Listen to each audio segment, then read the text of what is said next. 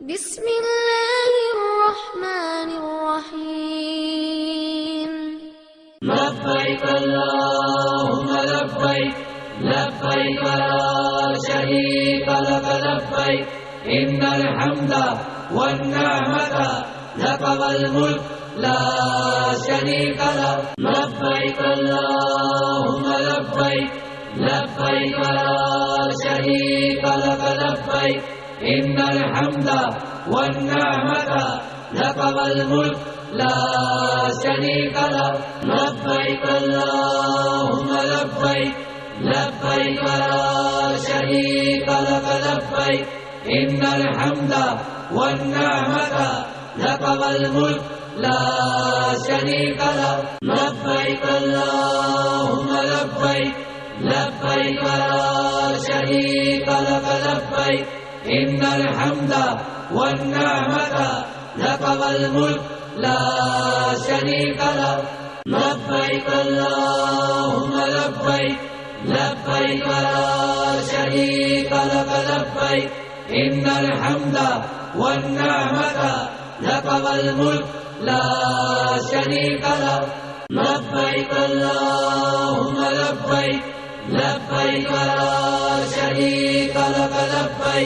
إن الحمد والنعمة لك والملك لا شريك لك لبيك اللهم لبيك لبيك لا شريك لك لبيك إن الحمد والنعمة لك والملك لا شريك لك لبيك اللهم لبيك لبيك لا شريك لك لبيك إن الحمد والنعمة لك والملك لا شريك لك لبيك اللهم لبيك لبيك لا شريك لك لبيك إن الحمد والنعمة لك والملك لا شريك لك. ولله على الناس حج البيت من استطاع إليه سبيلا.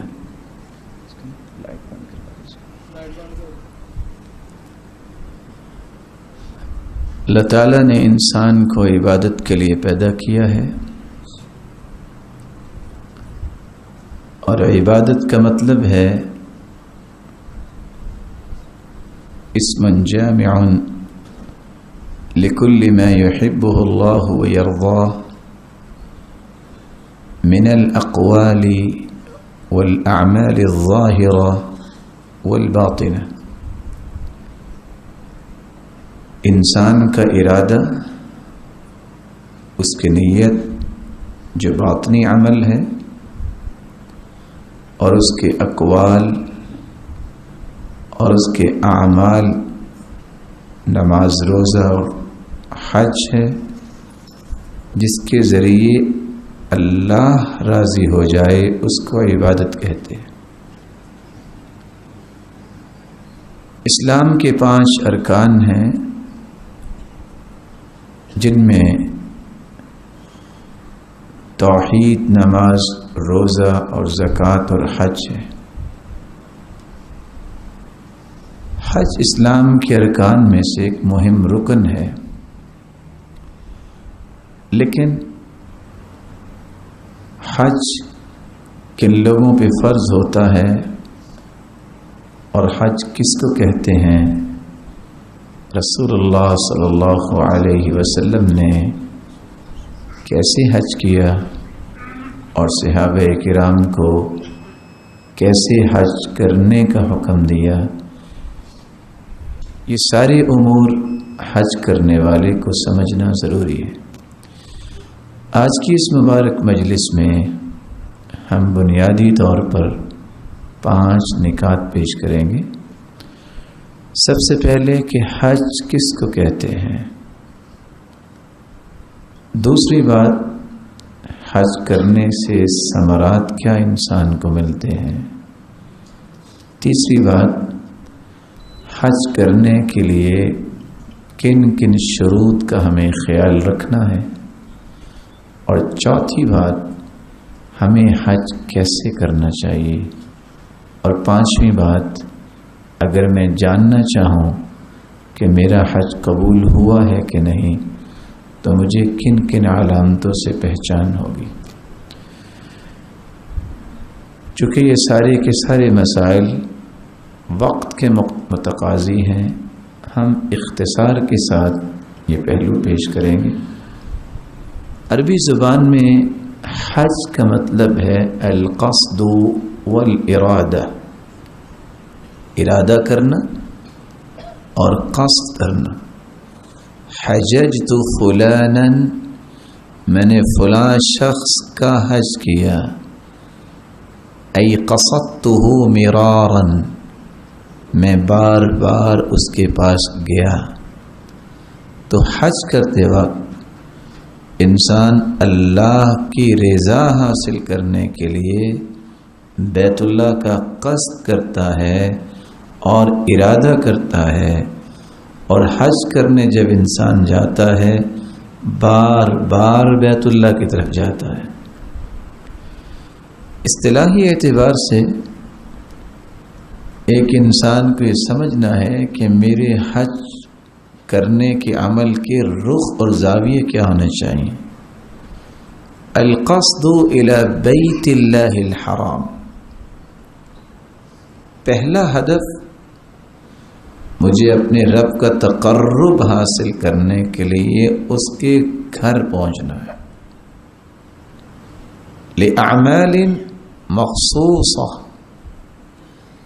وہاں میں نے اپنے مرضی کے کام نہیں کرنے، وہ مخصوص اعمال کرنے ہیں جن کی تعلیم اللہ کے رسول نے دی ہے صلی اللہ علیہ وسلم، فی اوقات مخصوصہ، اپنے شوق پہ، اپنے ذوق اور تڑپ کی بنیاد پہ میں نے ہر وقت ایک عمل کو نہیں کرنا، جتنی شریعت نے گنجائش دی ہے، جس وقت جو کام رسول اللہ صلی اللہ علیہ وسلم نے کیا یا سکھایا مجھے وہ کرنا ہے۔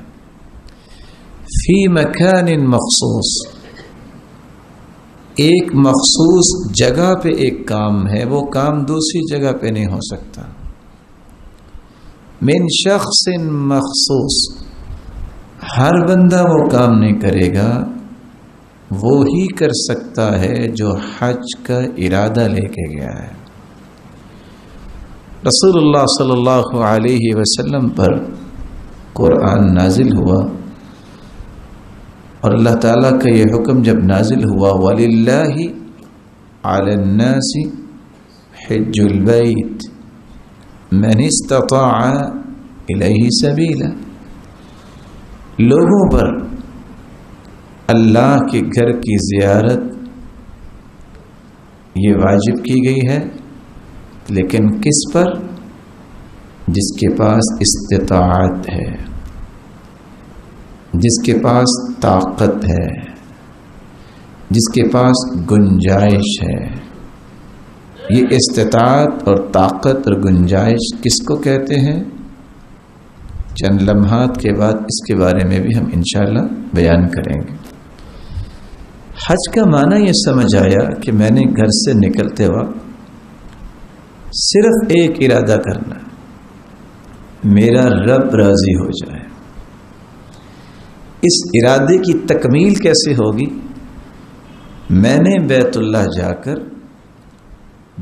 جو مناسک ہیں، حج کے طریقے ہیں، جس جگہ پر، جس تعداد میں، جس کیفیت میں رسول اللہ صلی اللہ علیہ وسلم نے اعمال کیے ہیں یا سکھائے ہیں، مجھے ان امور کو اختیار کرنا ہے جس کے نتیجے میں میرا رب راضی ہوگا۔ اگر یہ ارادہ نہیں، یہ ارادہ ہے کہ لوگ مجھے حاجی کہیں، تو میں ادب سے گزارش کروں گا وہ حج کرنے نہ چاہیں، فائدہ ہی کوئی نہیں۔ اور اگر کسی کا ارادہ یہ ہے کہ میں نے سنت کے مطابق حج نہیں کرنا، کسی بڑے صاحب کے ساتھ کسی پڑھے لکھے کی بات ہی میں نے ماننی ہے، حدیث کا خیال نہیں کرنا کہ اللہ کے رسول نے کیسے حج کیا۔ میں 2 مرتبہ گزارش کروں گا وہ بھی حج پہ نہ جائے۔ اس لیے من عمل عملا لیس علیہ امرنا فہو رد، کوئی بھی عمل دنیا کا کوئی بھی انسان کرے اگر وہ سنت کے مطابق نہیں ہے وہ اللہ کے ہاں قابل قبول نہیں۔ میں یہاں ہی ایک مثال دے کے بات کو آگے چلانا چاہوں گا۔ ایک شخص حج کرنے جا رہا ہے، 5 سے 7 سے 8 سے 15 لاکھ تک بھی پیکج موجود ہے، پھر بھی وہ مینا میں جا کے رسول اللہ صلی اللہ علیہ وسلم کی سنت کی مخالفت کرتا ہے۔ صحابی کہتے ہیں میں نے اللہ کے رسول صلی اللہ علیہ وسلم کے ساتھ نماز پڑھی، صلی رسول اللہ صلی اللہ علیہ وسلم بمنن رکعتین، آپ 8 تاریخ کو جب پہنچے ہیں تو آپ نے یہ ظہر، عصر، یہ مغرب اور عشاء اور فجر آپ نے قصر نماز پڑھی ہے، 2 رکعتیں۔ وصلیت مع ابی بکر بمنن رکعتین، ابو بکر صدیق رضی اللہ تعالیٰ عنہ نے بھی 2 رکعتیں پڑھی ہیں، اور عمر رضی اللہ تعالیٰ عنہ نے بھی 2 رکعتیں پڑھی ہیں۔ جس شخص کا یہ نظریہ درست نہیں ہوا کہ جب سید المرسلین قصر کر رہے ہیں، ابو بکر و عمر قصر کر رہے ہیں، اگر اس کا نظریہ یہ ہے یہاں سے، یا یہ ہے کہ وہاں جا کے بھی وہ 4 رکعتیں پڑھنا چاہتا ہے، وہ حج کے لیے نہ جائے، کیونکہ عمل وہ قبول ہوگا جو اللہ کی رضا کے لیے کیا جائے، عمل وہ قبول ہوگا جو رسول اللہ صلی اللہ علیہ وسلم کی سنت کے مطابق ہوگا۔ اس لیے رسول اللہ صلی اللہ علیہ وسلم نے حج کے بارے میں مسلمانوں کو یہ بہت بڑی بشارت سنائی۔ فرمایا العمرۃ الی العمرہ کفارۃ لما بینہما، ایک عمرہ اگر انسان نے کیا ہے پھر دوسرا عمرہ کیا ہے، جو بھی گناہ اس سے سرزد ہوئے ان 2 عمروں کے درمیان اللہ تعالیٰ اس کو معاف کر دیتے ہیں۔ والحج المبرور لیس له جزاء الا الجنہ، جس نے حج مبرور کیا ہے، ایسا حج جو قبول ہو جائے، مبرور جو نیکی والا حج ہے، سنت کے مطابق ہے، اللہ تعالیٰ نے اس کا ایک ہی بدلہ رکھا ہے، یہ شخص جنتی ہے۔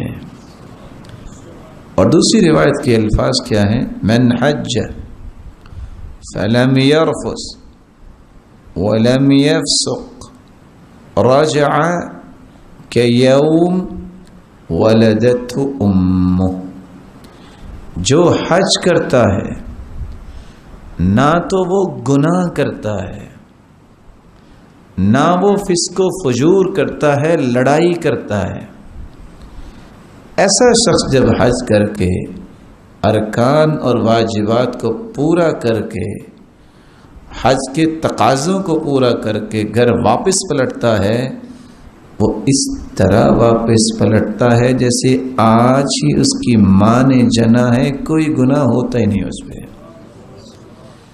اتنا بڑا انعام یہ ان لوگوں کے لیے ہے جو رسول اللہ صلی اللہ علیہ وسلم کے بتائے ہوئے طریقوں کے مطابق حج کرتا ہے۔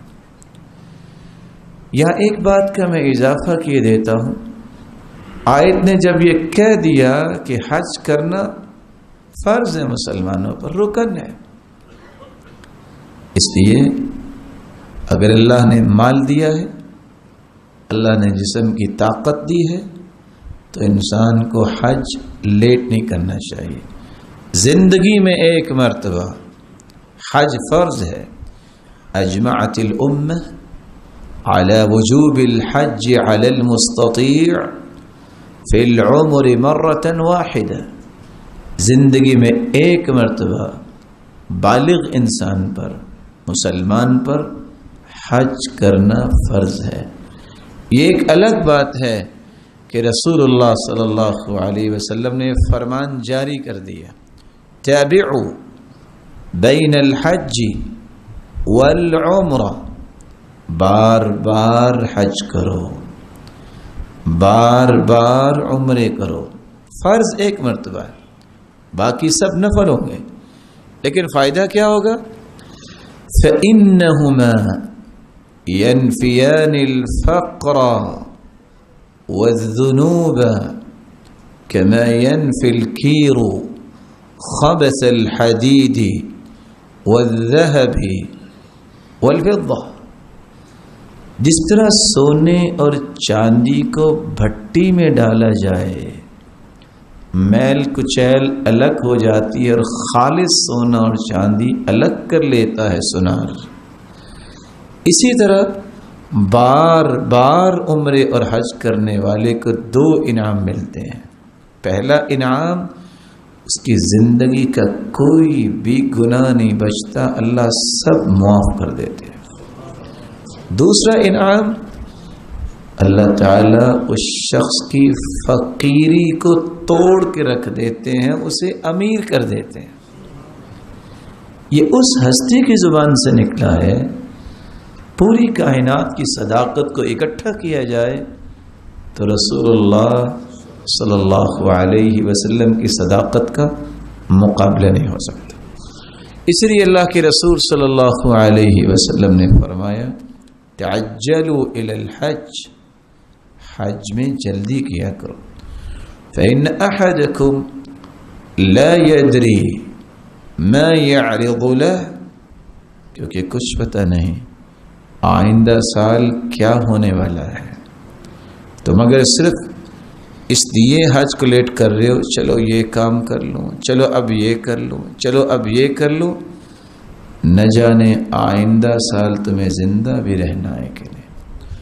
اور عمر رضی اللہ تعالی عنہ تو اس سے بھی سخت بات کہتے تھے، لقد هممت ان ابعث رجالا الى هذه الامصار لينظروا من كانت له جدة فلم يحج ليضربوا عليهم الجزية ما هم بمسلمين ما هم بمسلمين.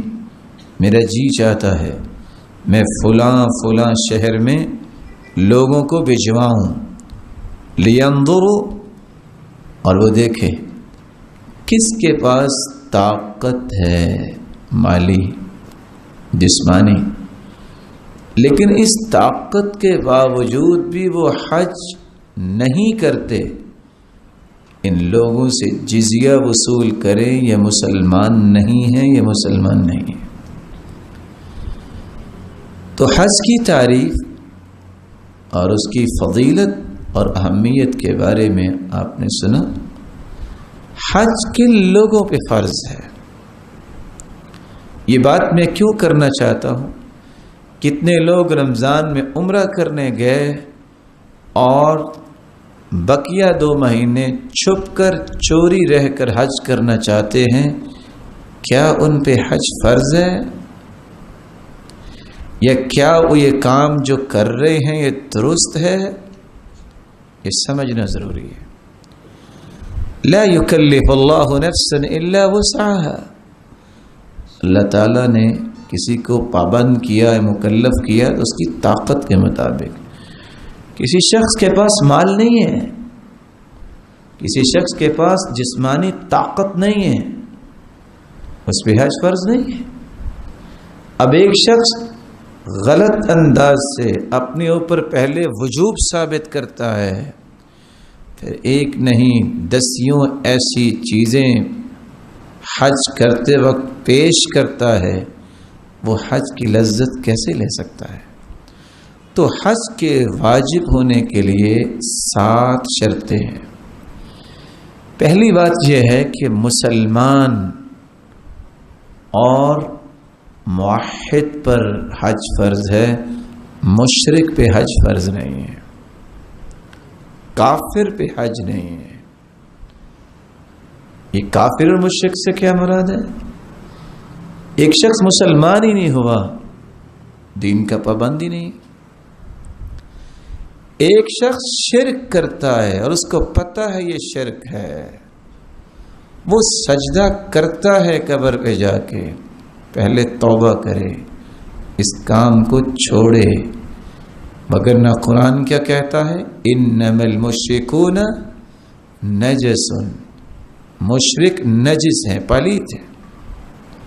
فلا يقرب المسجد الحرام بعد عامهم هذا، آج کے بعد کسی مشرک کو یہاں نہیں آنا چاہیے۔ اور رسول اللہ صلی اللہ علیہ وسلم نے فرمایا لا يحج بعد العام مشرک، آج کے بعد کوئی مشرک حج نہیں کرے گا۔ ولا يطوف بالبيت عريان، کوئی شخص بھی برہنہ طواف نہیں کرے گا۔ ہوتا کیا تھا؟ لوگ دور دراز سے آتے، مکے والوں کو سمجھتے یہ پاکیزہ لوگ ہیں، تو لباس اپنے اتار دیتے اور ان سے لباس مستعار لے لیتے۔ جس کو لباس نہ ملتا وہ سارے لباس اتار کے عریان ہی بیت اللہ کا طواف کرتا۔ رسول اللہ صلی اللہ علیہ وسلم نے فرمایا نہ مشرک اور نہ ہی عریان شخص یہ حج نہیں کرے گا۔ تو اسلام جب انسان قبول کرتا ہے تو اس میں پہلی بات جو ہے وہ یہ ہے وہ اسلام کا صحیح تصور سمجھے، اپنے آپ کو اللہ کے حوالے کر دے۔ جب تک یہ تصور نہیں سمجھتا، سینکڑوں اعمال کرنے کے باوجود بھی وہ اللہ کی رحمت سے محروم رہتا ہے۔ دوسری شرط العقل، عقل مند پہ حج فرض ہے، مجنون پہ حج فرض نہیں، کیونکہ اس کو تو اپنا ہی پتہ نہیں وہ ارکان کیسے پورے کرے گا، وہ واجبات کیسے پورے کرے گا۔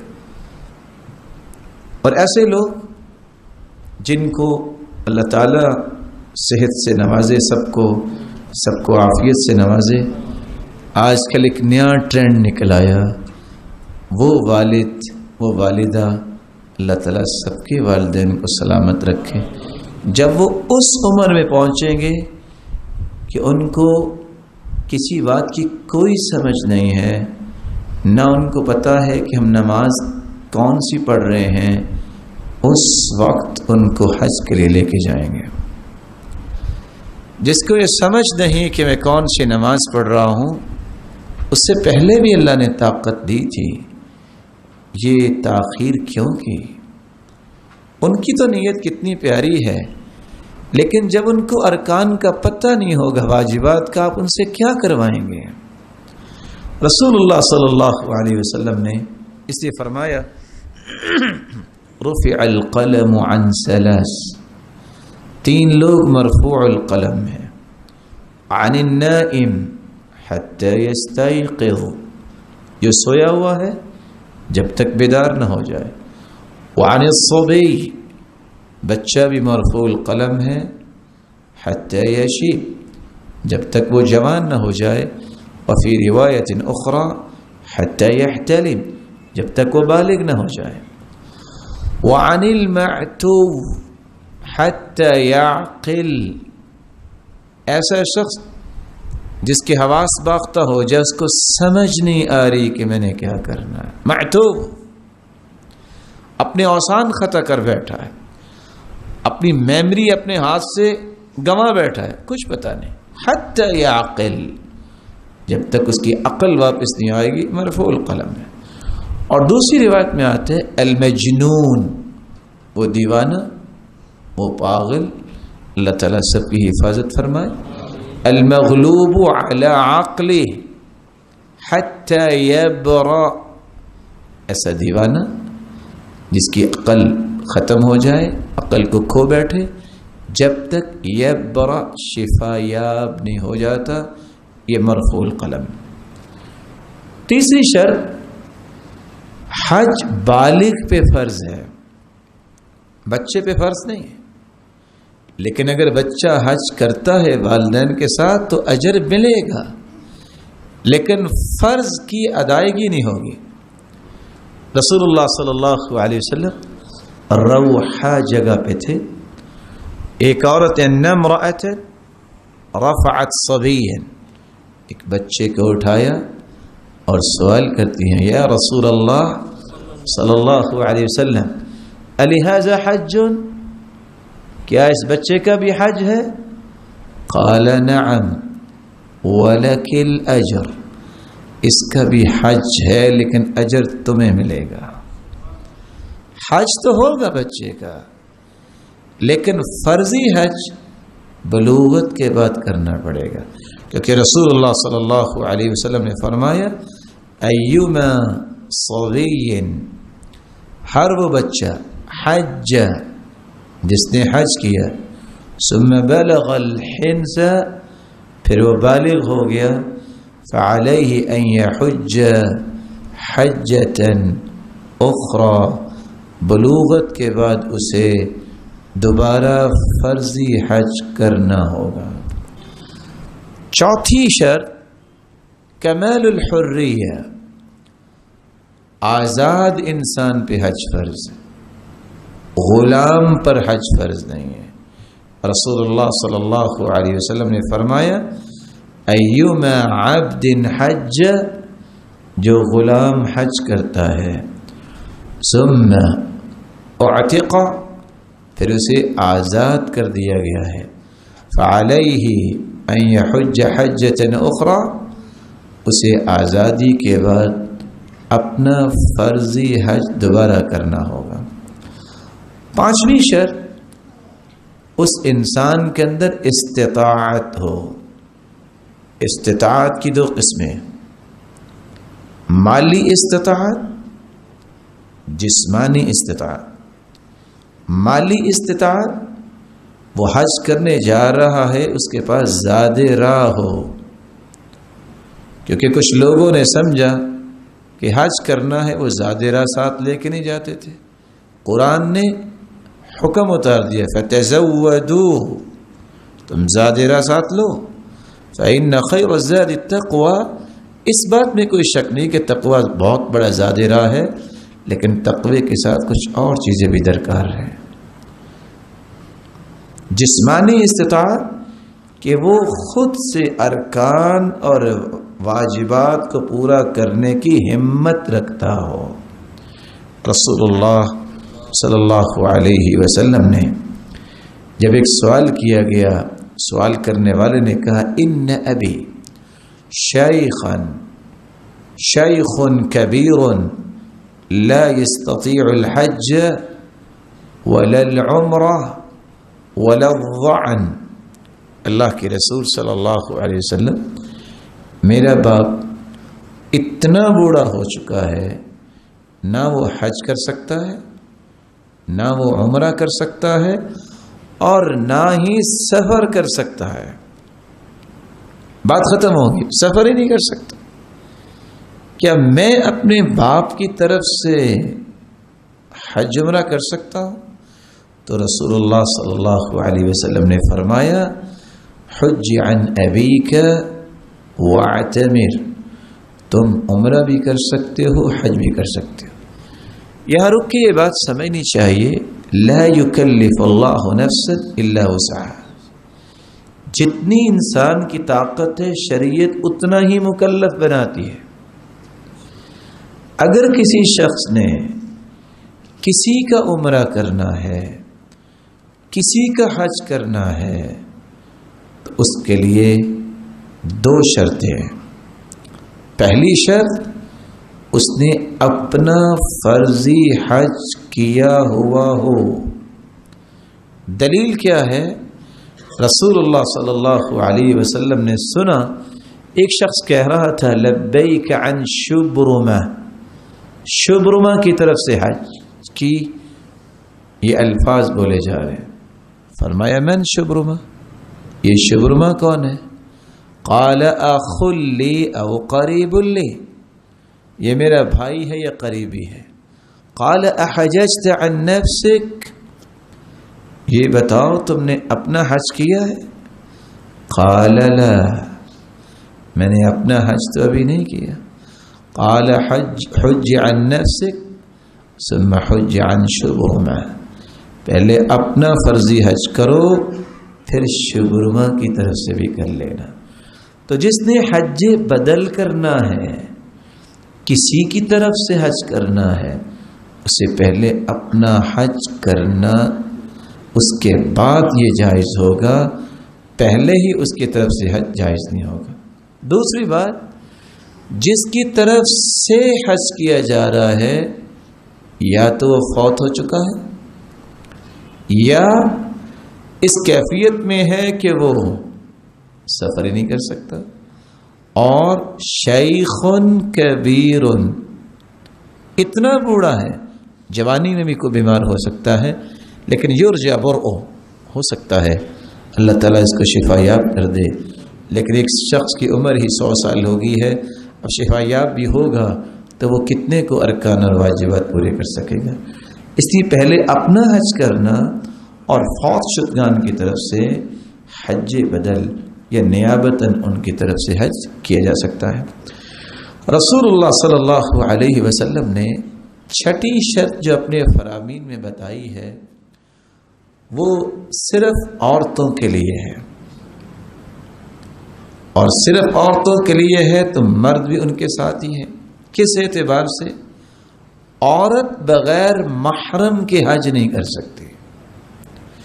رسول اللہ صلی اللہ علیہ وسلم کا فرمان ہے، صحیح بخاری کی 1862 نمبر روایت ہے، آپ نے جب یہ فرمایا لا يخلون رجل بامرأة الا ومعها ذو محرم، کوئی مرد اور کوئی عورت دونوں اکیلے نہ ہوں اللہ کہ اس کا محرم ساتھ ہو.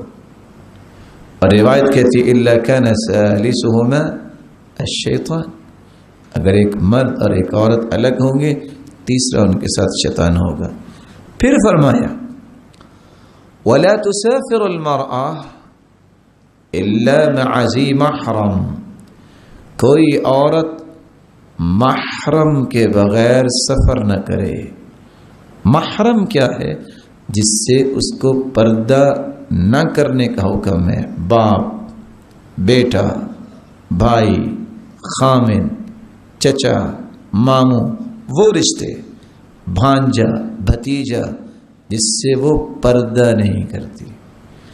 جب یہ بات صحابی نے سنی فقال رجل، ایک شخص کھڑا ہو گیا، کہنے لگا یا رسول اللہ، ایک شخص کہنے لگا یا رسول اللہ صلی اللہ علیہ وسلم ان امرأتی انطلقت حاجہ، میری بیوی تو حج کرنے جا رہی ہے، خرجت حاجہ، وہ تو حج کے لیے نکلی ہے، وانی اکتتبت فی غزوۃ کذا وکذا، لیکن میرا نام فلاں فلاں غزوے اور جہاد میں لکھا ہوا ہے، میں تو جہاد کرنے جا رہا ہوں.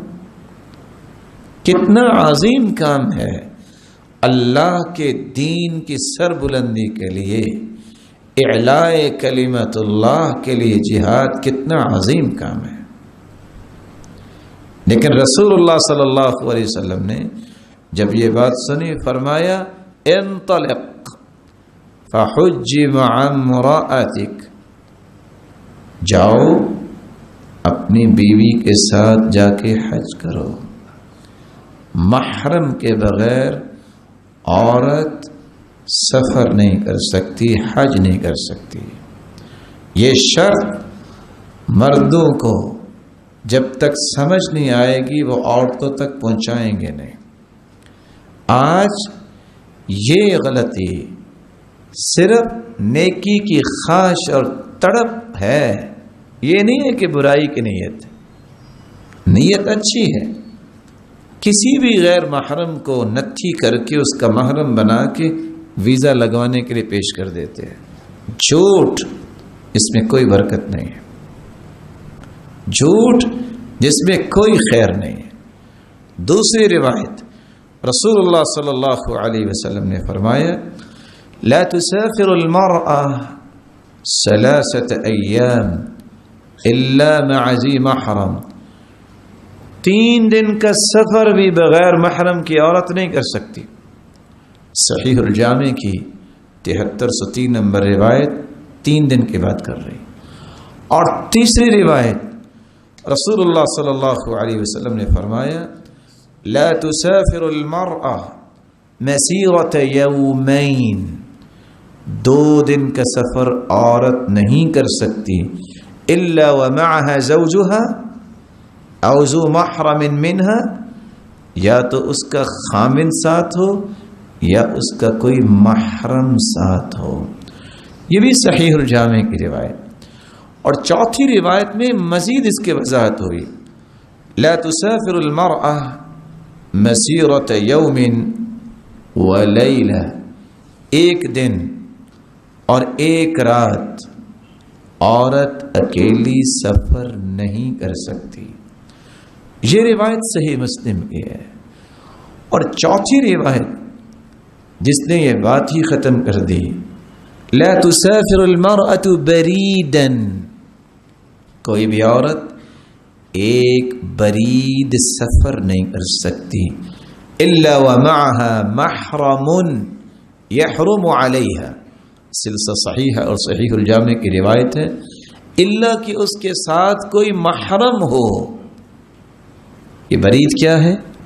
قال ابن خزیمہ هو 12 میلا بالهاشمی.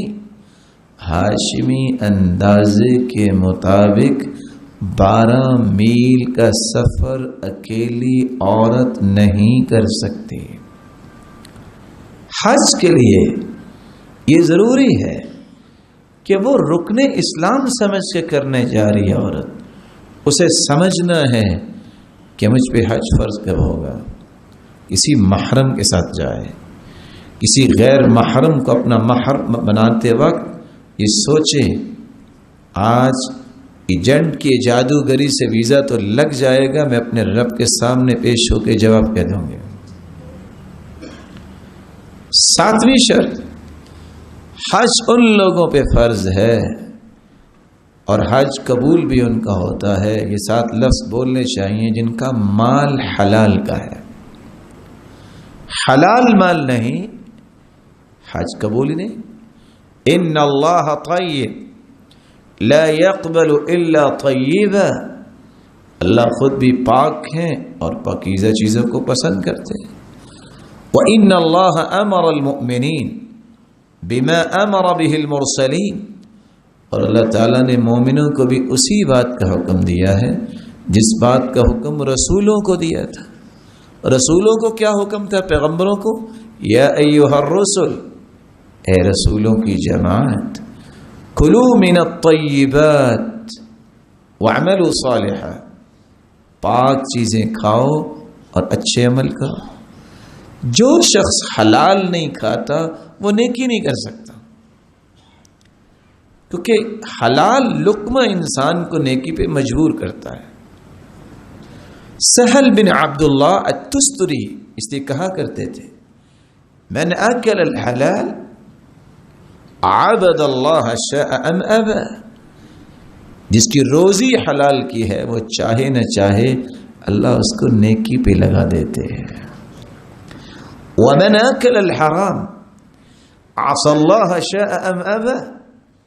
جو حرام کھاتا ہے وہ چاہے نہ چاہے اس سے برائیاں ہی ہوتی ہیں. اس لیے اللہ کے رسول صلی اللہ علیہ وسلم کا فرمان جو صحیح مسلم میں 1015 نمبر روایت ہے، فرمایا مومنوں کو بھی وہی حکم ہے جو اللہ نے اپنے پیغمبروں کو حکم دیا. اور پیغمبروں کو حکم کیا ہے؟ کلوا من الطیبات، پاکیزہ چیزیں کھاؤ، حلال چیزیں کھاؤ، واعملوا صالحا، اور نیک عمل کرو. اور یہی حکم اللہ تعالیٰ نے اپنے مومن بندوں کو دیا ہے، یا ایھا الذین آمنوا کلوا من طیبات ما رزقناکم، اے ایمان کا دعویٰ کرنے والو طیبات اور پاکیزہ چیزیں کھاؤ جو ہم نے تمہیں عطا کی ہیں، واشکروا للہ، اور اللہ کا شکر ادا کرو۔ پھر اللہ کے رسول صلی اللہ علیہ وسلم نے اسی حدیث کے آخر میں ایک بات امت کو سمجھائے، وہ کیا ہے؟ ثم ذکر الرجل، پھر اللہ کے رسول نے ایسے شخص کا تذکرہ کیا، اشعث اغبر یمد یدیہ الی السماء، پراگندہ حال ہے یعنی مسافر ہے، اور گرد آلود ہے، کیوں؟ سفر بہت لمبا ہے، ہاتھ بھی اٹھا رہا ہے آسمان کی طرف۔ روایت کا اتنا ٹکڑا سن کے اس کا صحیح فہم لیجئے، مسافر کی دعا اللہ رد نہیں کرتے، کیونکہ حدیث کے الفاظ ہیں، صحیح الجامع کی روایت ہے، ثلاث دعوات یستجاب لہن لا شک فیہن، تین ایسی دعائیں ہیں جن کو اللہ رد نہیں کرتے، قبول فرماتے، جن میں کوئی شک نہیں۔ دعوت الوالد لولدی، جب والدین نیک ہوں اور اپنی اولاد کے لیے دعا کریں اللہ رد نہیں کرتے۔ اور مجھے کبھی کبھی اللہ تعالیٰ کی وسیع رحمت پہ جب یہ سوچتا ہوں تو اللہ کی وسیع رحمت کتنی محسوس ہوتی ہے۔ شیخ سدیس حفظہ اللہ، ان کی والدہ کہا کرتی تھی جب یہ چھوٹے ہوتے تو بچے ہوتے نا، نوک پلک ہو جاتی تو میں غصے میں آ کے بھی یہی کہتی تھی، جعلک اللہ امام الحرم، اللہ تجھے بیت اللہ کا امام بنائے۔ اللہ نے میری غصے والی دعا بھی قبول کر لی۔ اس لیے والدین کو دعائیں دینی چاہیے، دعا دیں ایسی جو آپ کی دل کی اتھا گہرائیوں میں خواہش ہے۔ جعلک اللہ زینت ھذہ الامہ، میرے بیٹے اور بیٹی اللہ تجھے اس دنیا کی زینت بنائے، قاعدا للامہ، امت کا لیڈر بنائے۔ اس طرح کی دعائیں دینی چاہیے، والدین کی دعا رد نہیں ہوتی۔ ودعوت المسافر، مسافر کی دعا بھی اللہ رد نہیں کرتے۔ ودعوت المظلوم، مظلوم کی دعا بھی اللہ رد نہیں کرتے۔ اور دوسری روایت میں آتا ہے ودعوت الصائم، روزے دار کی دعا بھی اللہ رد نہیں کرتے۔ یہ تو آج ہماری عادت بن گئی نا، ہم سمجھتے ہیں کہ دعا اس وقت قبول ہوگی جب سامنے کچھ چند پھل پڑے ہوں گے، کھانے کی چیزیں پڑی ہوں گی، آدھی نظر ادھر آدھی دعا پہ۔ صائم کا لفظ ہے، جب آپ نے سحری کر لی اور روزہ رکھ لیا، شام تک کسی وقت بھی دعا کریں گے اللہ قبول فرمائے گا۔ صائم، مسافر کی دعا رد نہیں ہوتی، لیکن یہاں تذکرہ کیا ہے؟ اشعث، پراگندہ حال ہے، بکھرے بال ہے، ہاتھ اٹھاتا ہے یا رب یا رب۔ اور یہ پتہ یہ دو لفظ کون سے ہیں؟ حدیث کے الفاظ ہے، جب بندہ اچھا وضو کر لے، 2 رکعتیں پڑھ لے، پھر ہاتھ اٹھا کے کہہ دے یا رب یا رب، اللہ فرشتوں سے کہتے ہیں، حدیث دوسری حدیث کے الفاظ ہیں، دیکھو علم عبدی ان لہ ربا یغفر الذنوب، آج میرے بندے کو یقین ہو گیا ہے اس کا کوئی رب بھی ہے جو بخشنے والا ہے۔ پھر اللہ اپنے بندے سے مخاطب ہوتے ہیں، عبدی، او میرے بندے، اعمل ما شئت فقد غفر لک، میرے بندے جو بھی تو نے کیا، تو نے مجھے پکارا ہے نا، جاؤ میں نے تیری ساری زندگی کے گناہوں کو معاف کر دیا۔ سفر بھی ہے، الفاظ بھی ہیں، پھر ہاتھ اٹھاتا ہے۔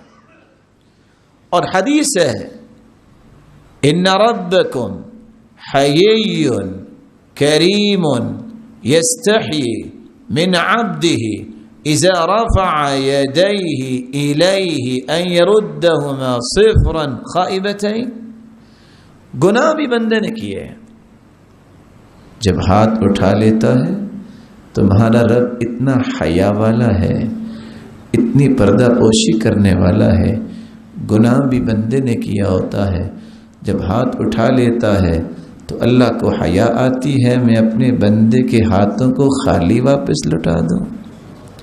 اس حدیث میں تینوں باتیں آ گئی، سفر بھی، ہاتھ بھی اٹھے، یا رب کے لفظ بھی بولے، لیکن نتیجہ کیا نکلا؟ فرمایا وَمَطْعَمُهُ حرام، اس کا کھانا حرام کا ہے، وَمَشْرَبُهُ حرام، اس کا پینا حرام کا ہے، وَمَلْبَسُهُ حرام، اس کا لباس حرام کا ہے، وَغُذِّيَ بِالْحَرام، اور اس کی غذا حرام کی ہے، فَأَنَّا يُسْتَجَابُ لِذَلِكَ، جس کا کھانا پینا لباس غذا حرام کی ہے، اس کی اللہ دعا کیسے سنے گا؟ بلکہ دوسری روایت کے الفاظ ہیں اذا خرج الرجل حاجا، جب بندہ حج کے لیے نکلتا ہے، بنفقۃ طیبہ، پاکیزہ مال کے ساتھ، ووضع رجلہ فی الغرض، پہلا قدم جب وہ نکالتا ہے حج کے لیے، فنادى، اور کہتا ہے لبیک اللہم لبیک لا شریک لک لبیک، تلبیہ پڑھتا ہے، اس تلبیہ کے جواب میں اللہ رب العزت کا ایک فرشتہ ناداہ مناد، آواز دے کے کہتا ہے من السماء، آسمان سے، لبیک وسعدیک، تیرا یہ تلبیہ، تیرا یہ نکلنا قبول ہے، تیرے لیے مبارک ہے، زادک حلال، کیوں بلا؟ کیونکہ تیرا زاد راہ حلال ہے، وراحلتک حلال، تیری سواری اور آج کل کے ماحول کے مطابق تیری ٹکٹس حلال کی ہے، وحجک مبرور غیر مأزور، تیرے پہلے قدم پہ تجھے خوشخبری ہے کہ تیرا حج مبرور قبول ہے، پریشانی کی بات نہیں ہے۔ اور اس کے مقابلے میں رسول اللہ صلی اللہ علیہ وسلم نے فرمایا وَإِذَا خَرَجَ بِالنَّفَقَةِ الْخَبِيثَةِ، جب خبیث مال لے کے نکلتا ہے، فَوَضَعَ رِجْلَهُ فِي الْغَرَضِ، اور پہلا قدم رکھتا ہے، فَنَادَى، اور آواز دیتا ہے لبیک اللہم لبیک، تو فوراً فرشتہ اس کو جواب دیتا ہے ناداہ مناد من السماء لا لبیک ولا سعدیک، نہ تیرا تلبیہ قبول ہے اور نہ ہی تیرے لیے کوئی سعادت ہے، زادک حرام، تیرا توشہ حرام کا ہے، ونفقتک حرام، تیرا نان و نفقہ حرام کا ہے، وحجک غیر مبرور، تیرا حج ہمیں قبول نہیں ہے۔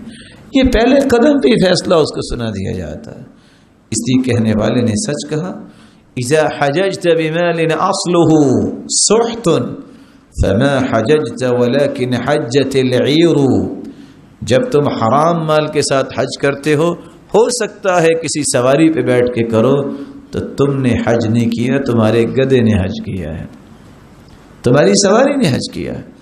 لا يقبل اللہ الا کل صالح، اللہ تعالیٰ تو حلال مال کے ساتھ کیا گیا نیک عمل قبول کرتے ہیں۔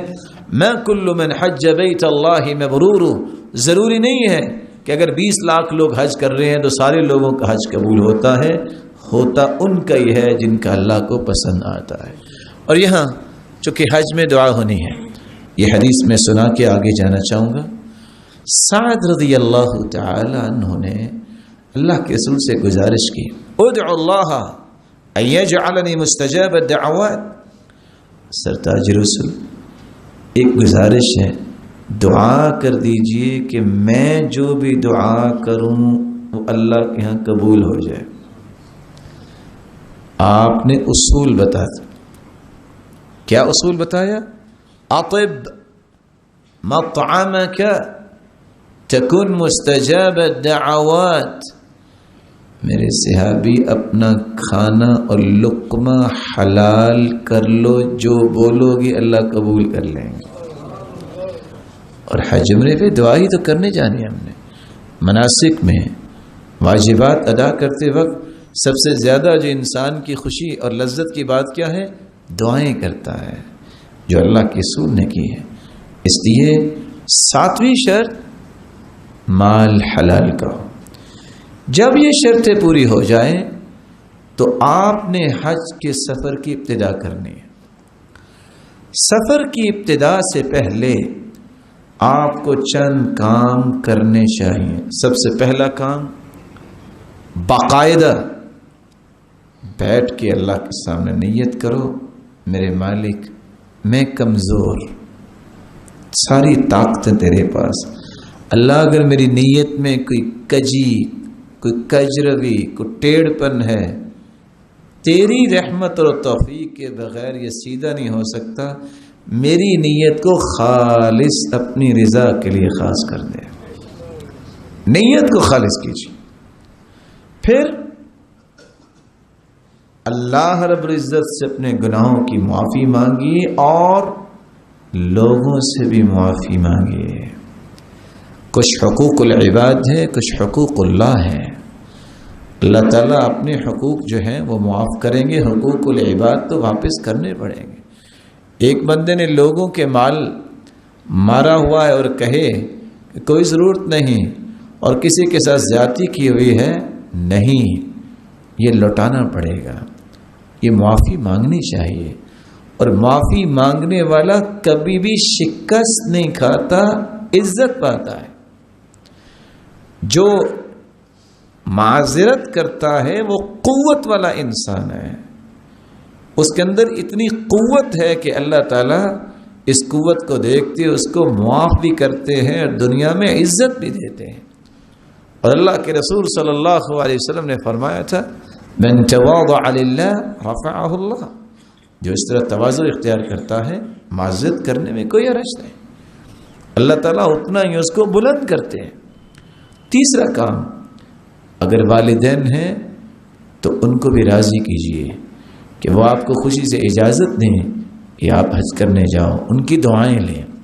اور بہت مہم کام جو چوتھا کام ہے، ویسے تو یہاں بیٹھے بیٹھے بھی بات مکمل میں کروں یا آپ سنیں یا نہ سنیں ہماری جان نکل سکتی ہے.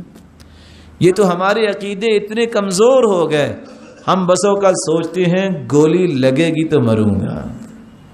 نہیں، میں اگر ایکسیڈنٹ ہوگا تو مجھے موت آئے گی. من لم يمت بالسيف مات بغيره تعددت الاسباب والموت واحد. جو میدان کارزار میں تلوار سے نہیں مرتا وہ گھر بیٹھا فوت ہو جاتا. کیا نعوذ باللہ من ذالک اللہ یہاں روح نکالنے پہ قادر نہیں ہے؟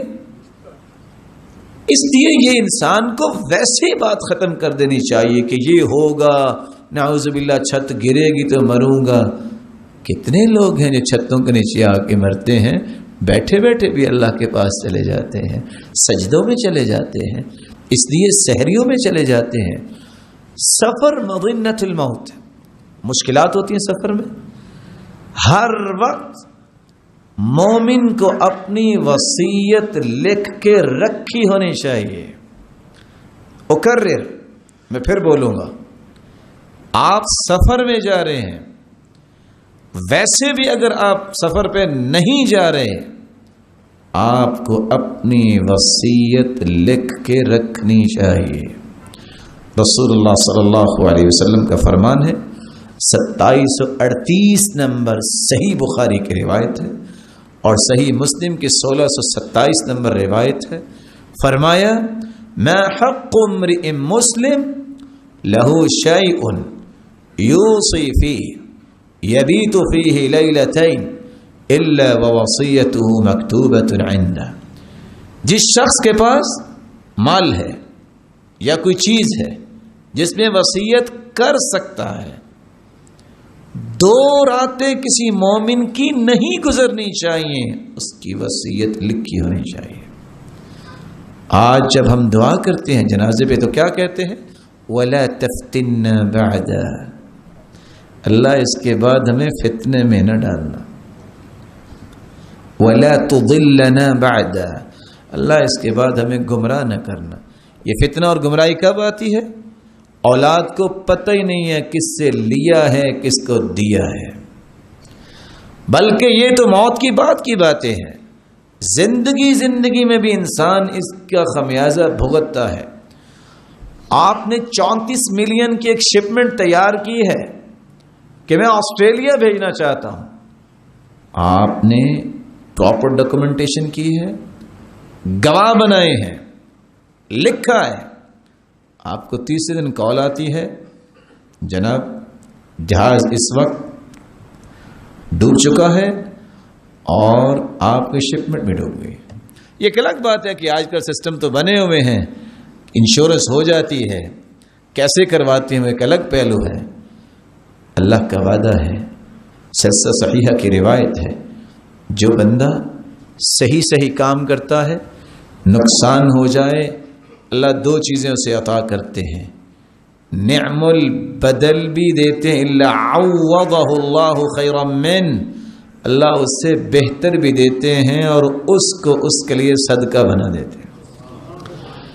لیکن اگر آپ نے پراپر ڈاکومنٹیشن نہیں کی، کوئی گواہ نہیں، کوئی لکھائی نہیں، آج مارکیٹوں میں یہی کچھ ہوتا ہے، لکھائی نہیں ہے، کوئی گواہی نہیں ہے، جھگڑے ہو رہے، قتل تک جاتے ہیں، آپ کی شپمنٹ پھر ڈوب گئی۔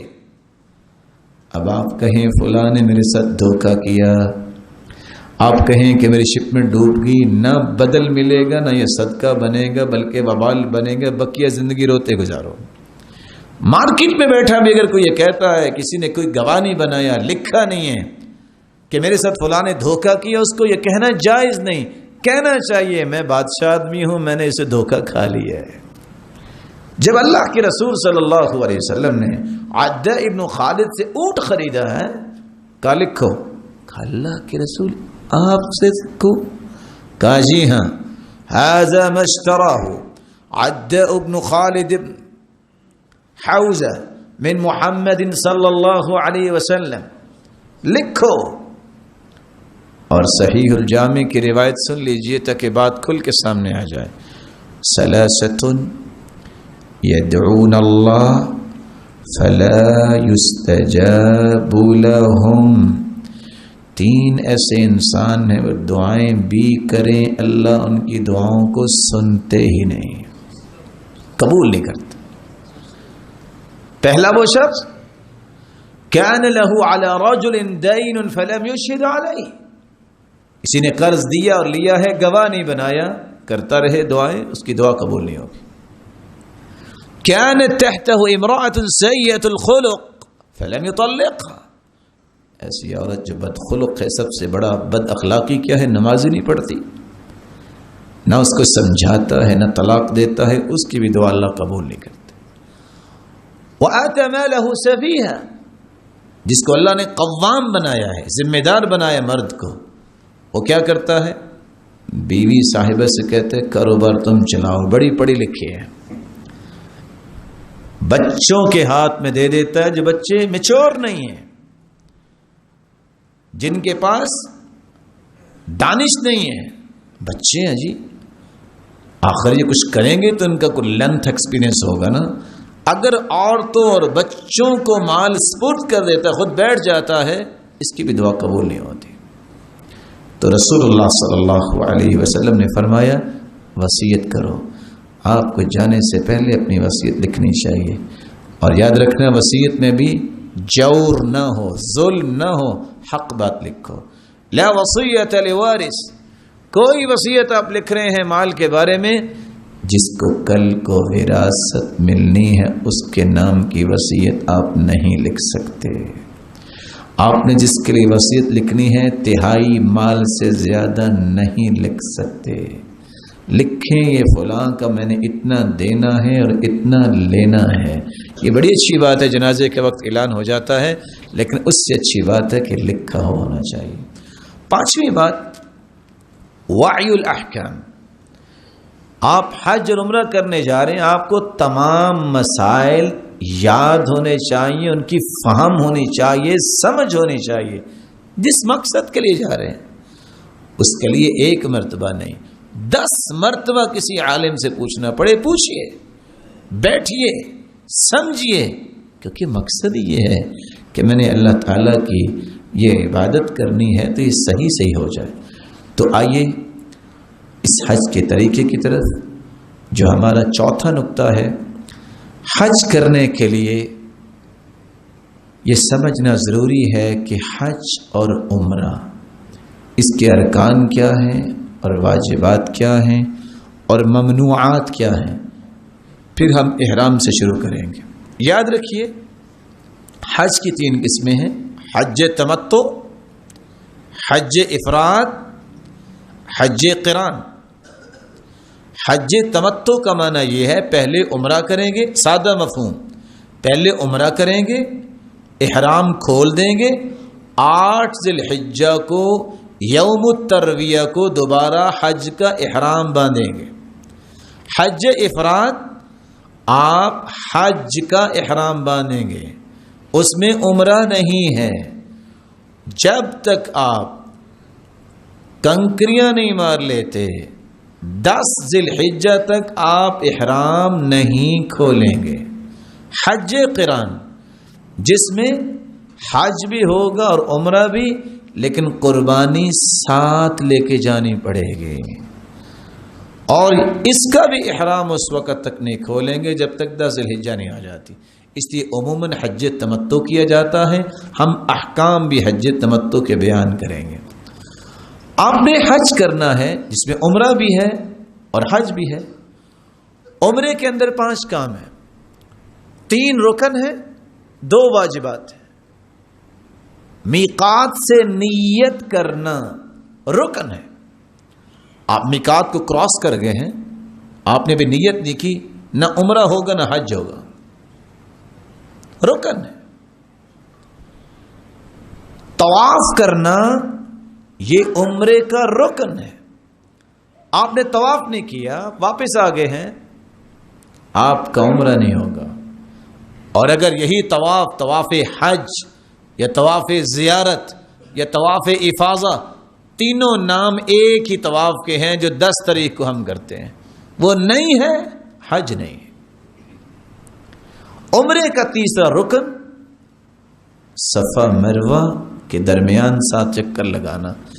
اگر آپ نے سعی نہیں کی، واپس آ گئے ہیں، یہ رکن چھوڑا ہے، آپ کا عمرہ نہیں ہوگا۔ نیت، طواف، سعی، یہ 3 عمرے کے رکن ہیں۔ 2 واجبات ہیں۔ میقات کراس کرنے سے پہلے احرام باندھنا یہ واجب ہے۔ کچھ بھائی محترم ہز ایکسیلنس بنتے وقت کہتے ہیں جدے سے باندھ لیں گے کیا ہوگا؟ اب کیا ہے اس میں اتنی بھی شدت نہیں ہے دین میں، اب جہاز میں کیسے بیٹھیں گے، مجھے تو باندھنا بھی نہیں آتا، 100 بہانے۔ قصدن اگر آپ میقات کراس کر چکے ہیں، نیت بھی کر لیے، جان بوجھ کے آپ نے احرام نہیں باندھا، واجب کو چھوڑا ہے۔ بالوں کو کٹوانا برابر پورے سر کے یا منڈوانا واجب ہے۔ اگر آپ نے نہیں کٹوائے، آپ نے واجب کو چھوڑا ہے۔ من ترک نسکا او نسی فلیرق دما، جس نے واجب کو چھوڑا اس کو دم دینا پڑے گا۔ یقسم علی فقراء مکہ، جو مکے کے فقراء پہ تقسیم ہوگا اور انسان خود نہیں کھائے گا۔ 3 ارکان ہیں اور 2 واجب ہیں۔ حج، اس کے 4 رکن ہیں، 7 واجبات ہیں۔ رکن کون سے ہیں؟ وہی رکن نیت جو عمرے میں تھی۔ دوسرا رکن میدان عرفات میں جانا، یہ رکن ہے۔ سارا حج کر لو، میدان عرفات میں نہیں گیا، اس کا کوئی حج نہیں، کیونکہ حدیث کے الفاظ ہے الحج عرفہ، حج ہے یہ عرفے کا۔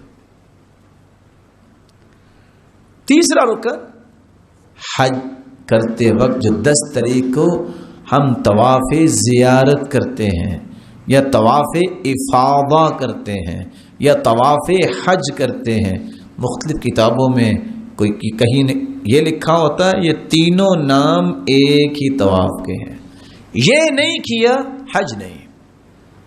وہ پورے کا پورا حج ہی نہیں ہوا.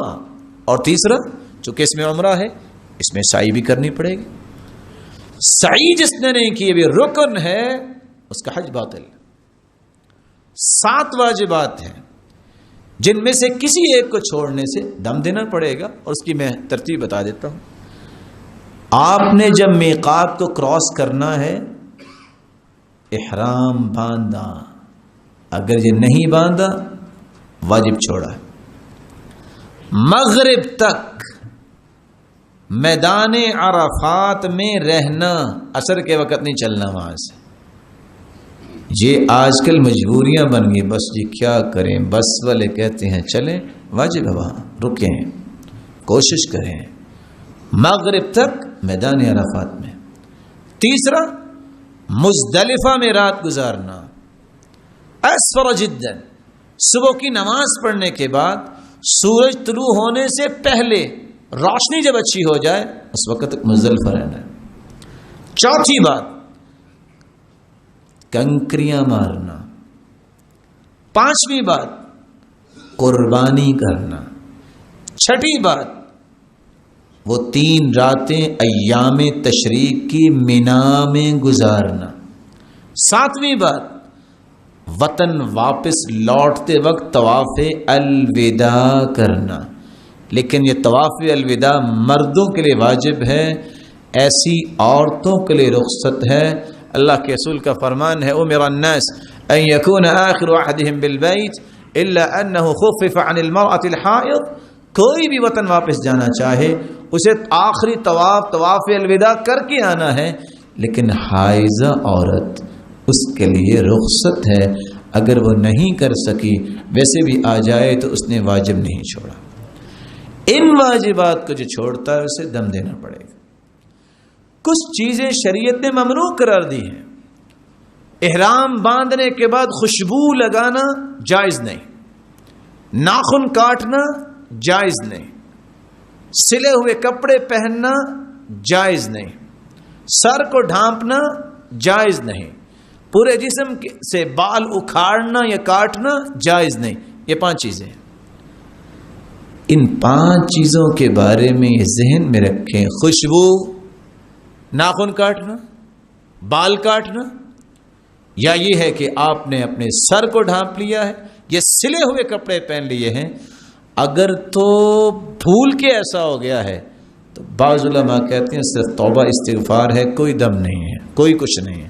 لیکن قصدن ایسا کیا ہے یا آپ کو دم دینا پڑے گا, یا 3 روزے رکھنے پڑیں گے, یا 6 مسکینوں کو 1 وقت کا کھانا دینا پڑے گا. صوم 3 ایام, 3 روزے رکھو. او انسک نسیکا, یا دم دو. او اطعم 6 مساکین, یا 6 مسکینوں کو 1 وقت کا کھانا کھلانا پڑے گا. چھٹا کام جو حج عمرہ کرنے والا جب احرام کی شکل میں ہوتا ہے اس کے لیے کرنا جائز نہیں بری شکار. آپ کو کوئی کبوتر نظر آ جائے, کوئی اور چیز نظر آ جائے, شکار کرنا جائز نہیں. اگر کر لیا تو پھر اس کی قیمت کے برابر صدقہ کرنا پڑے گا اور ساتھ استغفار کرنا پڑے گا. 7واں کام منگنی اپنی کرنا یا کروانا. نکاح کرنا آپ احرام کی حالت میں یہ فارغ ہو کے کر لیجئے گا نا. احرام کی حالت میں منگنی اور نکاح کرنا جائز نہیں ہے. احرام کی حالت میں 8واں کام ان اللہ لا یستحی من الحق, اللہ حق کو بیان کرنے سے حیا نہیں کرتے. بیوی کے ساتھ بوس و کنار کرنا جائز نہیں ہے. اور چونکہ یہ ایک شرعی مسئلہ ہے اس کی وضاحت ضروری ہے.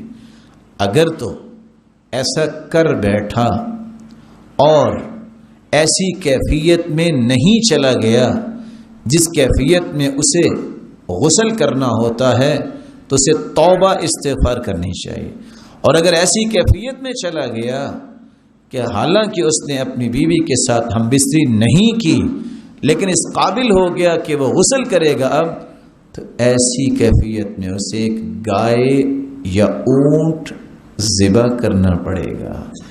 اسی طرح ہم بستری کرنا ناجائز ہے. اگر ہو گئی 4 کام کرے گا. سب سے پہلے وہ حج باطل, دوسرا کام بقیہ امور حج کے پورا کرے. تیسرا کام گائے یا اونٹ ذبح کرے. چوتھا کام آئندہ سال دوبارہ حج کرے. یہ جب تک مسائل کی سمجھ نہ ہو، لوگ سمجھتے چلو ایک بکرا دے دیں کہ دم پڑا ہے. نہیں، اس پہ عام دم نہیں ہے. اس پہ اونٹ یا گائے ذبح کرنا. اور پہلی بات، اگر احرام کی حالت میں حج باطل ہے. یہ 9 ممنوعات جو ہیں ان سے بچنا ہے. احرام کے بعد خوشبو نہیں لگا سکتے. بالوں کو اکھاڑیے مت، کاٹیے مت، ناخن مت کاٹیے، سر کو نہ ڈھانپیے، سلا ہوا آپ لباس نہیں پہن سکتے. ہاں ایک بات یاد رکھیے، اللہ نہ کرے کوئی ایسا وقت آئے، اللہ سب حاجیوں کی حفاظت فرمائے، کوئی ایسا وقت آتا ہے کہ آپ کے احرام کی دونوں چادریں ضائع ہو جاتی ہیں، آپ کے پاس کچھ نہیں، آپ پیجامہ پہن سکتے ہیں.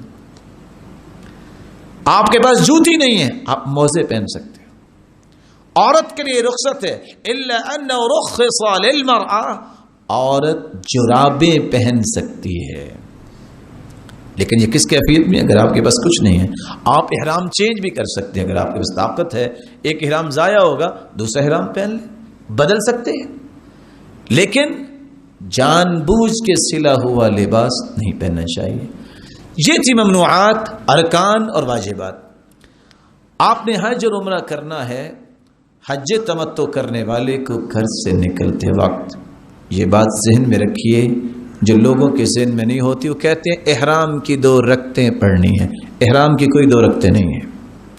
اصل میں رسول اللہ صلی اللہ علیہ وسلم جب وادی میں پہنچے مدینہ کے اندر، تو آپ کو حکم دیا گیا صلی فی ھذا الوادی، اس وادی میں نماز پڑھیے، یہ مبارک وادی ہے. وہ اللہ کے رسول کا حکم ہوا اور مدینے کے ساتھ اس کا تعلق ہے. احرام کی 2 رکعتیں نہیں ہیں. یہ اللہ کے رسول کا معمول تو تھا کہ جب بھی آپ سفر سے واپس آتے تو 2 رکعتیں پڑھ کے گھر آتے. آپ سفر پہ جانا چاہتے ہیں 2 رکعتیں پڑھیں. لیکن احرام کے ساتھ اس کا کوئی تعلق نہیں ہے. اور احرام مرد کے لیے 2 سفید چادریں ہیں جو سلی ہوئی نہ ہوں، اور عورت کے لیے جو بھی اس نے لباس پہنا ہے یہ اس کا احرام ہے. رسول اللہ صلی اللہ علیہ وسلم کا فرمان ہے وَلْيُحْرِمْ أَحَدُكُمْ فِي إِزَارٍ وَرِدَاءٍ وَنَعْلَيْن. مرد کو چاہیے ایک ازار تہبند، ایک اوپر چادر، 2 وَنَعْلَيْن، 2 جوتیوں میں احرام باندھے گا.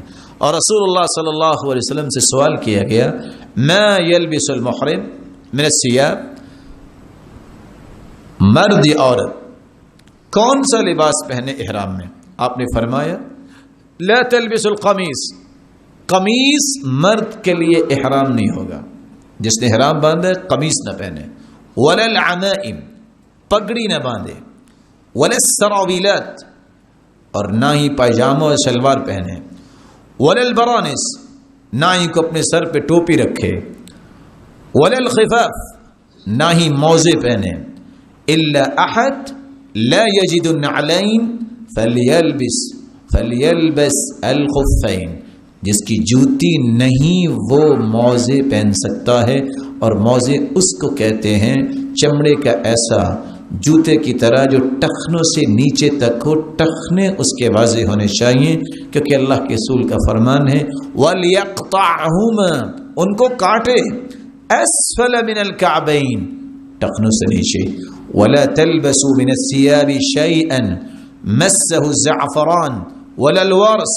صحیح بخاری کی روایت بتاتی ہے احرام باندھنے کے بعد کوئی خوشبو نہیں لگا سکتے، نہ زعفران، نہ ایسی بوٹی ورس جو خوشبو والی ہوتی.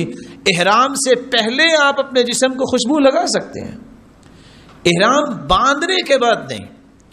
تو رسول اللہ صلی اللہ علیہ وسلم نے فرمایا عورتوں کے بارے میں لا تنتقب المرأة المحرمة ولا تلبس الخفين قفازين، عورت کو احرام باندھتے وقت نقاب نہیں کرنا، نہ ہی وہ گلوز استعمال کرے گی. عربی زبان میں 3 لفظ ہیں النقاب. اللکفان، اللسان، یہ ہے نقاب. آپ کوئی عورت اگر احرام باندھتی ہے تو یہاں اپنے نقاب نہیں باندھنے کی. اللسان اور اللکفان، ہونٹوں پہ بس اوقات عورت باندھتی ہے اور بس اوقات ٹھوڑی پہ. نقاب، لسان اور لکفان، یہ تین چیزیں استعمال ہوتی ہیں. رسول اللہ صلی اللہ علیہ وسلم نے ہمیں فرمایا احرام کی حالت میں نقاب نہ کرے. وَلَا تَلْبَسُ الْقُفَّازَيْنِ، ہاتھوں میں دستانے اور گلوز نہ پہنے. صحیح بخاری کی یہ روایت ہے. سیدہ عائشہ اس کی راویہ ہیں اور خود سیدہ عائشہ فرماتی پھر کیا کرے؟ بے پرد ہو جائے؟ کلا، ہرگز نہیں. اس نقاب نہ کرنے کا معنی یہ نہیں ہے کہ آپ جائیں بازار میں اور ایسی عمران خان کی ٹوپی لے لیں اور وہ آگے سے بڑی ہو جیسے حج میں آج نظر آتا ہے. یہ کیا جی؟ بس کپڑا ساتھ نہیں لگنا چاہیے چہرے. کہاں لکھا ہے؟ کوئی ضروری ہے لکھا ہوا ہو؟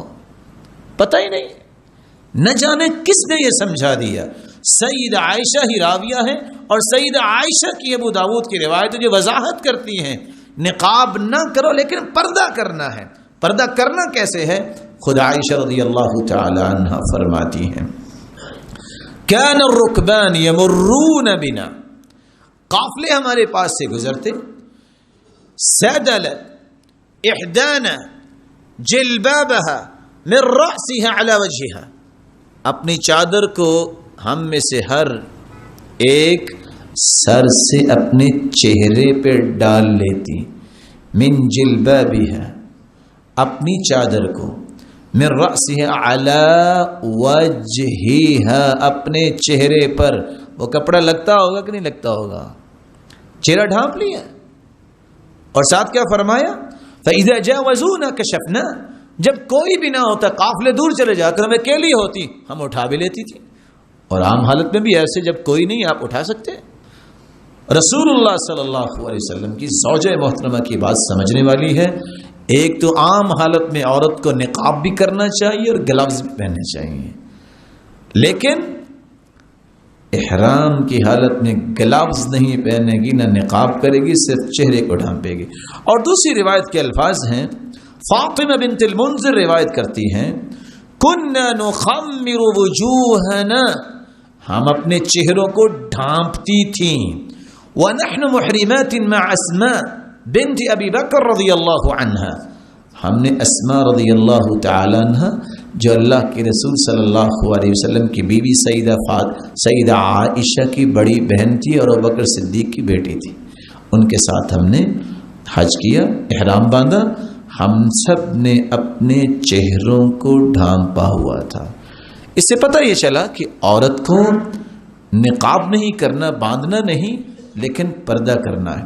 رسول اللہ صلی اللہ علیہ وسلم نے فرمایا قد كان رخص للنساء في الخفين، عورت موزے استعمال کر سکتی ہے.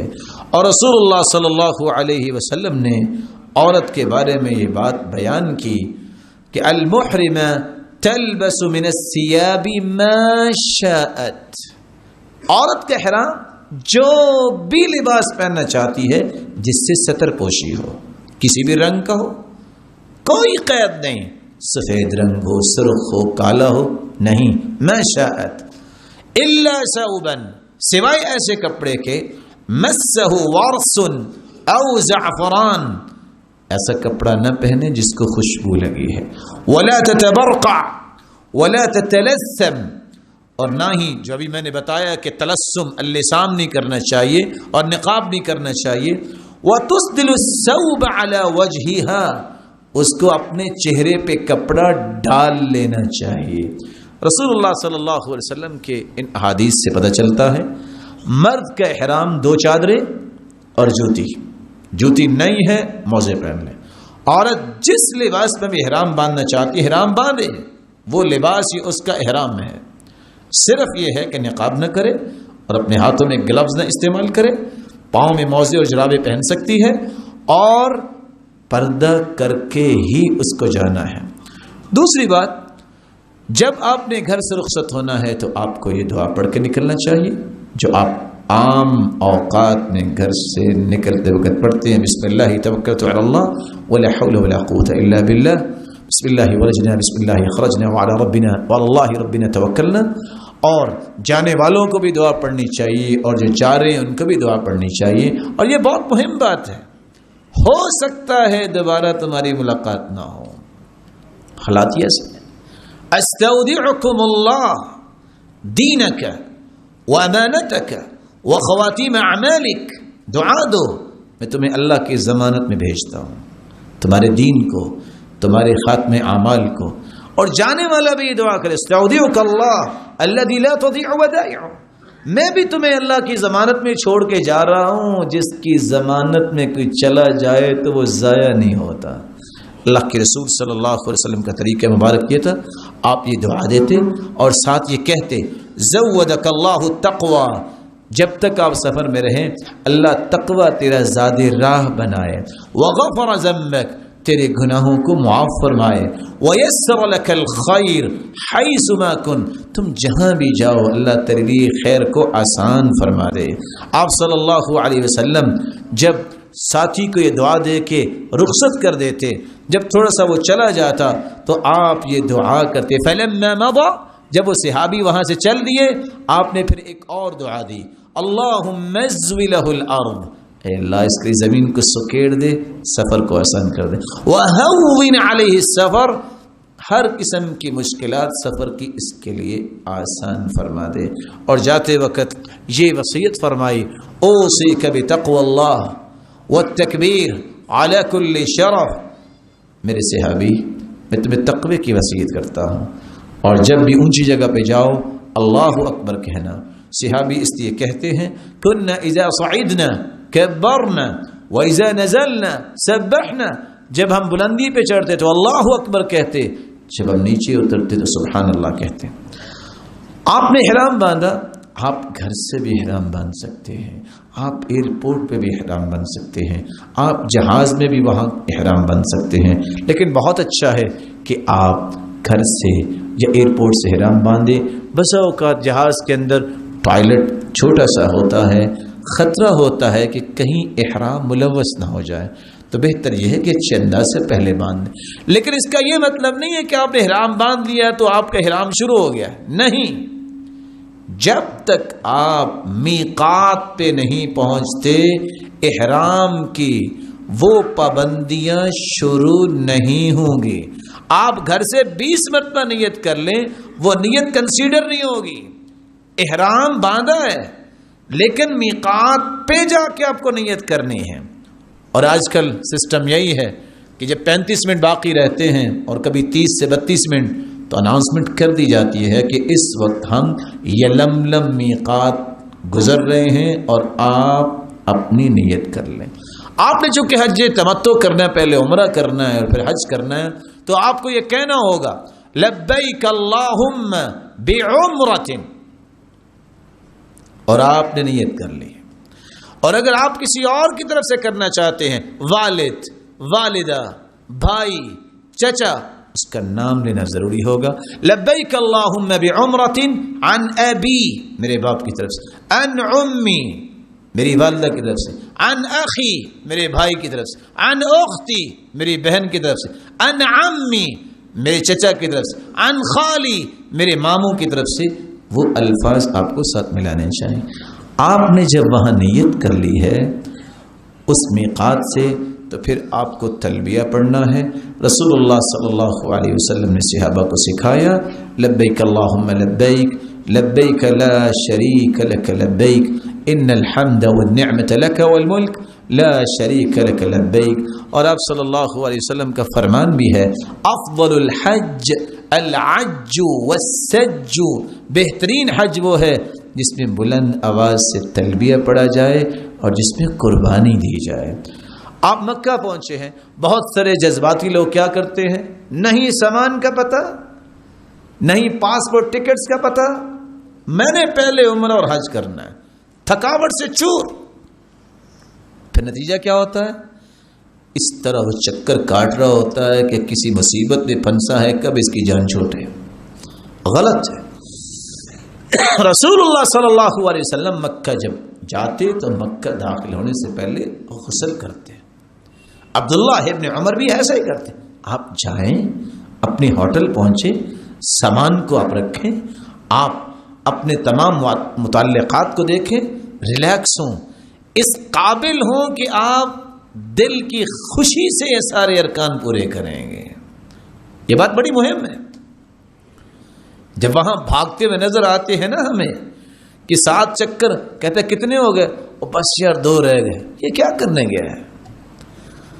آپ کے چکر بڑے ہونے چاہیے، کو دعائیں کریں۔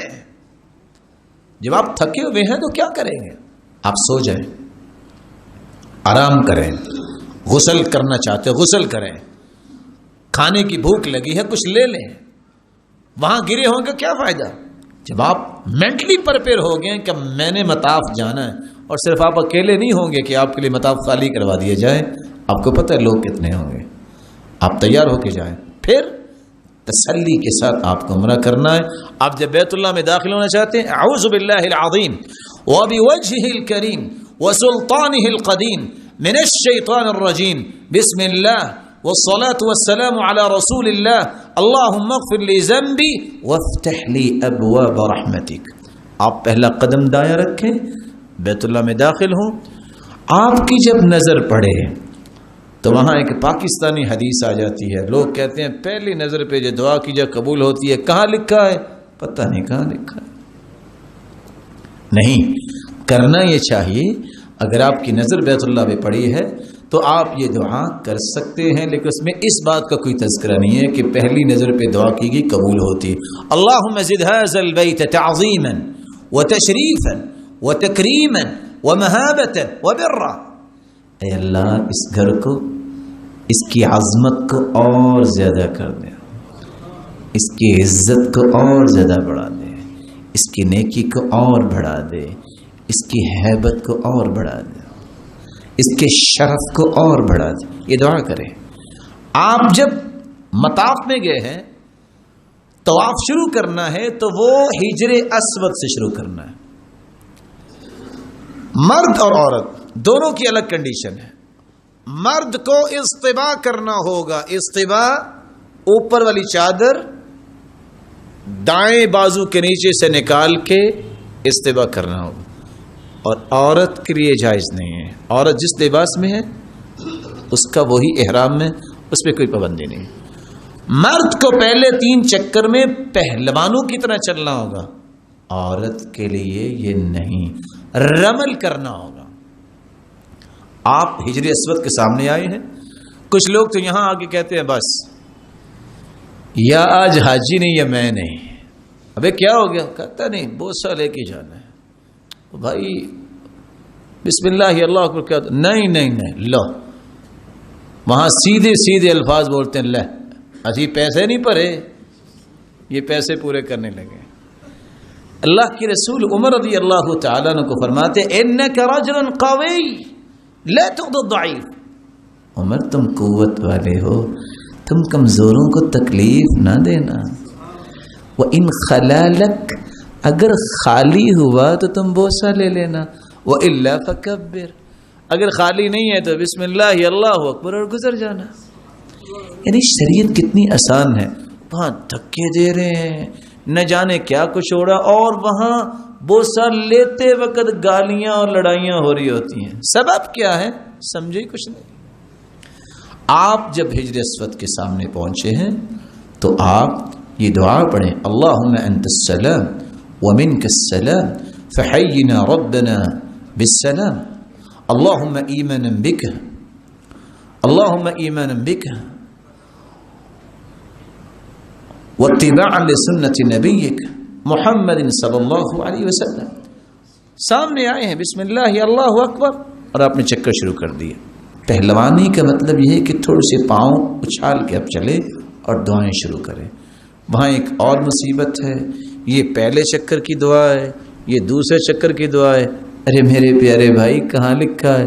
وہ ضروری ہے ساری چیزیں لکھی ہوں؟ کسی حدیث میں آیا ہی نہیں۔ 3 چکروں میں آپ رمل کریں گے مرد، اور عورتیں آرام سے چلیں گی۔ یہ رکن یمانی ہے اور یہ حجر اسود ہے. ان دو کے درمیان صرف ایک دعا ہے، ربنا آتنا فی الدنیا حسنہ وفی الآخرۃ حسنہ وقنا عذاب النار. 7 آپ کے چکر ہوئے. اسی طرح باقی 4 آرام سے چل کے، لیکن 7واں چکر جب پورا ہو تو بعض پھر بھی کر رہے ہوتے ہیں بسم اللہ اللہ اکبر. یہ اس وقت نہیں ہوتا، یہ چکر شروع کرتے وقت ہوتا ہے. چکر ختم پر تو بسم اللہ اللہ اکبر نہیں کہتے. آپ کے ساتھ چکر ختم ہوئے، آپ ملتزم پہ آئے. یہ حجر اسود ہے، یہ دروازہ ہے، یہ جو جگہ ہے اس کو ملتزم کہتے ہیں. اور وہ اگر وقت ملتا ہے، موقع ملتا ہے، اگر وہاں کھڑے ہیں کس کو دھکا دوں، کیسے وہاں پہنچوں، آپ کو اپنے دین اور شرافت کی حفاظت کرنی چاہیے. اگر وہاں موقع مل گیا ہے تو اللہ کے رسول نے اپنی بازو کو بھی لگایا ہے، ذراعی، اپنے رخسار بھی وہاں رکھے ہیں، اپنا سینہ بھی لگایا ہے. آپ دعا کر سکتے ہیں. پھر آپ مقام ابراہیم کے پیچھے 2 رکھتے ہیں پڑھیے، قل یا ایھا الکافرون قل هو اللہ احد.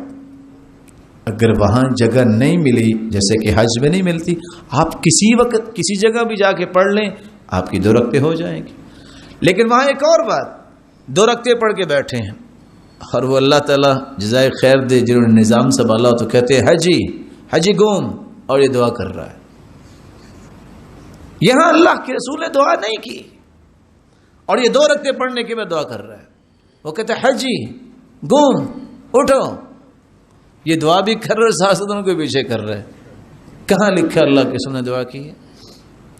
آپ 2 رکعتیں پڑھیں، 2 رکعتیں پڑھنے کے بعد زمزم پیے، ماء زمزم لما شربنا، پیئیں، سر پہ ڈالیں اور پیتے وقت یہ یقین کر کے پئیں جو چاہوں گا آج اللہ اس کو پورا فرمائیں گے. ابن حجر اسقلانی رحمۃ اللہ علیہ جب صحیح بخاری کی شرح لکھنے لگے ہیں، امام بخاری نے 16 سال میں بخاری لکھی اور 16 سال میں ابن حجر نے اس کی شرح لکھی. تو زمزم پیتے وقت دعا کی، یا اللہ امام ذہبی کا حافظہ دے دے، میں نے کام بڑا کرنا ہے، اللہ نے دے دیا. بعد میں روتے تھے اللہ کچھ اور ہی مانگ لیتا. جو بھی آپ زمزم پیتے وقت چاہتے ہیں اللہ پورا کرنے پہ قادر ہے، لیکن نیت میں یقین زیادہ ہونا چاہیے. میں صرف زمزم کی عظمت کو بیان کرنے کے لیے ایک چھوٹا سا واقعہ آپ سے شیئر کرنا چاہوں گا. اس وقت فوجی فاؤنڈیشن جو ریاض میں ہاسپٹل ہے، وہاں ڈاکٹر خالد جبیر ہیں، بہت اچھے سرجن ہیں لیکن بہت بڑے داعی بھی ہیں. اب وہ درس دے رہے ہیں کہ ایسے علاج جو امت بھول گئی. اس میں انہوں نے علاج کیا بتایا؟ سورۃ البقرہ، الحبۃ السوداء اور آیت الکرسی، زمزم، آخری قل، یہ علاج بتائیں. تو زمزم کی بابت ان کو تو نہیں پتا تھا، کسی پاکستانی نے بھی سننا. کہتا ہے یوم من الايام جاءت پاکستانیہ، ایک عورت پاکستانی آ گئی، فاجريت لها الفحوصات الطبيه، ان کے والد ان کے ساتھ، جب میں نے چیک کیا تو کینسر آخری سٹیج پہ تھا. بدھ کا دن تھا، میں نے کہا یا اللہ یہ میں سب ہفتے کو میں آپریٹ کروں گا. لیکن حالت یہ ہے، رپورٹیں میں نے دیکھی. جب باپ نے سوچا کہ آخری کنڈیشن ہے تو ہفتے کو اس کو تکلیف ہی دلوانی ہے، آپریٹ کروانا ہے، اس نے آرام سے ٹکٹ لی مکہ. ہفتے کو انتظار کر رہے ہیں. ہاں اسسٹنٹ کا فون کیا، ہاں یا محمد وین پاکستانیہ، کہاں ہے پاکستانیہ؟ کہتے واللہ ما جاءت، وہ آئی نہیں ہے. انتظار کیا، خلی نوبہ اخرى، دوسری جس کی باری اس کو لاؤ. 8 دن گزر گئے، 2 ہفتے گزر گئے. اچانک اسسٹنٹ کا فون آیا، یا ڈاکٹر خالد جاءت پاکستانیہ، وہ پاکستانی آ گئے. کہتا ہاں احیہ، زندہ؟ قالت نعم، قال نعم، جی ہاں. کہ جی بہا لاؤ اسے. دوبارہ اس کی رپورٹس کی. کہتے ہیں یا ناس واللہ ما بها شیء، اللہ کی قسم میں نے رپورٹس لی، کینسر چیز کا نام کی کوئی چیز ہی نہیں تھی. میں نے اس کے باپ کو بلایا، ادھر آؤ، کیا کیا تم نے؟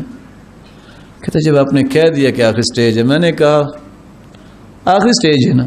چپ کر کے مکہ رہے ہیں، طواف کیا اور زمزم ہی پیا ہے. اب آپ کے سامنے ہے، زمزم پیا، اللہ نے ایک ایک بیماری دور کر دی. زمزم پیتے ہوئے دعا کیجئے، اللہ آپ کو جب تک رکھے ایمان سے رکھے، خاتمہ بالایمان فرمائے، اور جب تک رکھے خوشیوں سے رکھے، اور اس حدیث کا مصداق بنائے من طال عمر وحسن عمل، جس کی عمر لمبی ہو اور نیکیاں زیادہ ہوں، ایسی عمر والا بنائے۔ آپ صفا کی طرف جاتے ہیں، اللہ اکبر اللہ اکبر اللہ اکبر، ان الصفا والمروة من شعائر اللہ، بس پوری آیت نہیں، حدیث میں تذکرے نہیں۔ ابدأ بما بدأ اللہ به، اللہ میں وہاں سے شروع کرتا ہوں جہاں میرے رب نے شروع کیا۔ لا الہ الا اللہ وحدہ لا شریک لہ، لہ الملک ولہ الحمد یحیی ویمیت وہو علی کل شیء قدیر۔ لا الہ الا اللہ وحدہ لا شریک لہ، انجز وعدہ ونصر عبدہ وحزم الاحزاب وحدہ۔ آپ صفا پہ چڑھے ہیں، آج کل تو چڑھنے کی کوئی کیفیت نہیں، آپ پہنچے ہیں، آپ قبلہ رخ ہو کے دعا کریں، 3 مرتبہ دعا کریں، لا الہ الا اللہ وحدہ لا شریک لہ، لہ الملک ولہ الحمد وہو علی کل شیء قدیر۔ پھر آپ دعا ختم کریں، دوبارہ پھر پڑھ کے پھر دعا کریں، 3 مرتبہ صفا پہ۔ پھر آپ مروہ کی طرف جا رہے ہیں، وہ سبز لائٹیں لگی ہیں، اصل میں اللہ کے رسول کے زمانے میں یہاں کنکر تھے، تو فرمایا لا یقطع الا شدہ، یہاں سے دوڑ کے گزرو۔ اللہ کے رسول اس طرح دوڑتے کہ آپ کا تہمت مبارک جو ہے وہ لپٹ جاتا آپ کی مبارک پنڈلیوں کے ساتھ۔ تو وہاں مردوں کو دوڑ کے گزارنا چاہیے اور عورتوں کو آرام سے چل کے۔ مروہ پہ آپ پہنچے ہیں تو آپ کو یہ دعا پڑھنی ہے، 2 دعائیں آپ نے نہیں پڑھنی، جو ابدأ بما بدأ اللہ بھی، اور اسی طرح ان الصفا والمروہ، ان 2 دعاؤں کے علاوہ باقی ساری دعائیں آپ نے مروہ میں پڑھنی، اور دعا بھی وہاں اسی طرح کرنی ہے جیسے صفا پہ کی۔ آپ کا 1 چکر پورا ہو گیا۔ بعض لوگ وہاں سے چل کے واپس صفا آ جاتے ہیں، کہتے 1 ہوا، اور ہم نے ایسے بھی دیکھے جو اس سے بھی قابل نکلے۔ وہ کیا؟ وہ جب صفا سے مروہ تک پہنچتے کہتے 2 ہو گئے۔ ارے بھائی یہ تو سنا تھا کہ صفا سے مروہ سے صفا تک آئے تو 1 ہوا، یہ تو سمجھ سنی تھی، یہ پہلی مرتبہ سنا کہ 2 ہو گئے۔ کہتے وہ کیسے؟ کہتے میں جب صفا سے مروہ تک گیا، میرے ساتھ مروہ بھی تو جا رہا تھا نا۔ کمال کا چکر ہے یہ، 1 چکر مروہ تک کیا ہے، صفا تک دوسرا ہے، آپ کو 7 چکر ایسے پورے کرنے ہیں۔ آپ چونکہ حج تمتع کر رہے ہیں، آپ بال کٹوائیں۔ 4 ذی الحجہ کو رسول اللہ صلی اللہ علیہ وسلم مکہ پہنچے، جب آپ نے حج کرنا تھا آپ نے منڈوائے نہیں ہیں، عمرے پہ آپ نے کٹوائے ہیں، حج پہ منڈوائے ہیں۔ تو آپ اپنے پورے سر کے بالوں کو برابر کٹوائیں، وہ جو کینچیاں لے کے کھڑے ہوتے ہیں تھوڑے سے کاٹ کے فارغ کر دینا، یہ جائز نہیں ہے۔ آپ نے اپنے بال کٹوائے ہیں، آپ اپنا لباس پہن سکتے ہیں، غسل کیجئے اور عام لباس میں آ جائیے۔ 8 ذی الحجہ یوم ترویہ کو آپ جس ہوٹل میں ٹھہرے ہیں وہاں سے آپ احرام باندھیے، ظہر سے پہلے اپنے مینا جانا ہے۔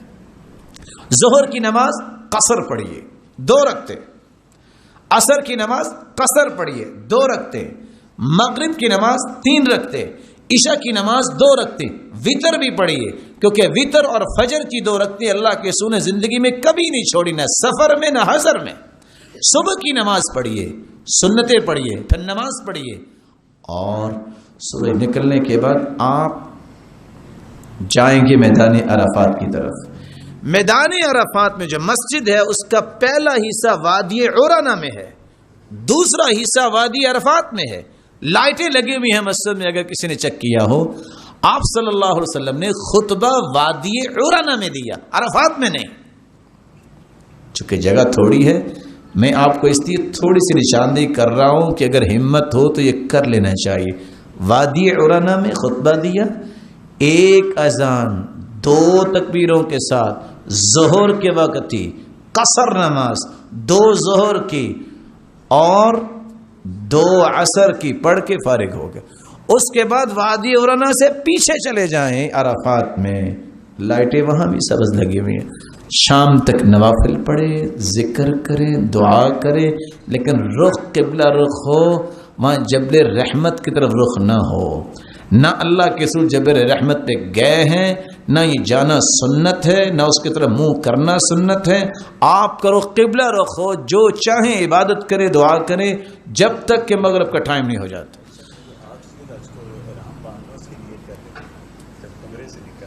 اس کی نیت کی تو ضرورت ہی نہیں. آپ نے حج کرنا ہے اور حج کا لبیک اللہم حج، آپ حج تمتع کر رہے ہیں کمرے سے، اس میں کسی باہر نکلنے کی ضرورت نہیں ہے. بہت اچھی بات کی ہمارے بھائی نے کہ آپ نے 8 ذی الحجہ کو نکلنا ہے تو آپ نے نیت کیا کرنی ہے، وہ ایک لفظ رہ گیا.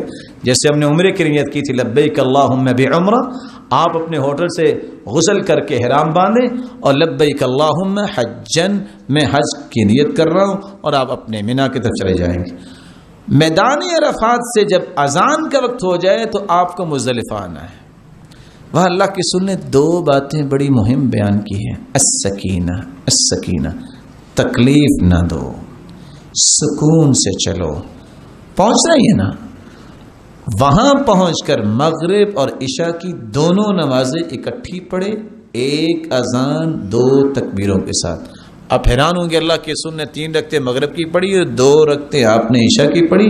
وتر اور سنت فجر کی تو چھوڑی نہیں.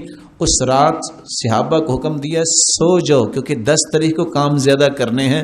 اس رات آپ کا آرڈر یہ تھا سو جاؤ، تہجد کا آرڈر نہیں دیا. صبح آپ جب اٹھے نماز پڑھی، فلما اسفر جدا، جب تھوڑی سی روشنی ہوگی، ابھی سورج نکلا نہیں، آپ مینا کی طرف جائیں گے. لیکن یہاں رک کے یہ مسئلہ سمجھنے والا ہے. معذور عورتیں، بوڑھی عورتیں، بیمار عورتیں، کمزور عورتیں، جب چاند غروب ہو جائے وہ فجر سے پہلے بھی مینا جا سکتی ہیں. اللہ کے رسول نے اجازت دی تھی. سودا رضی اللہ تعالی عنہ کو بھجوا دیا تھا.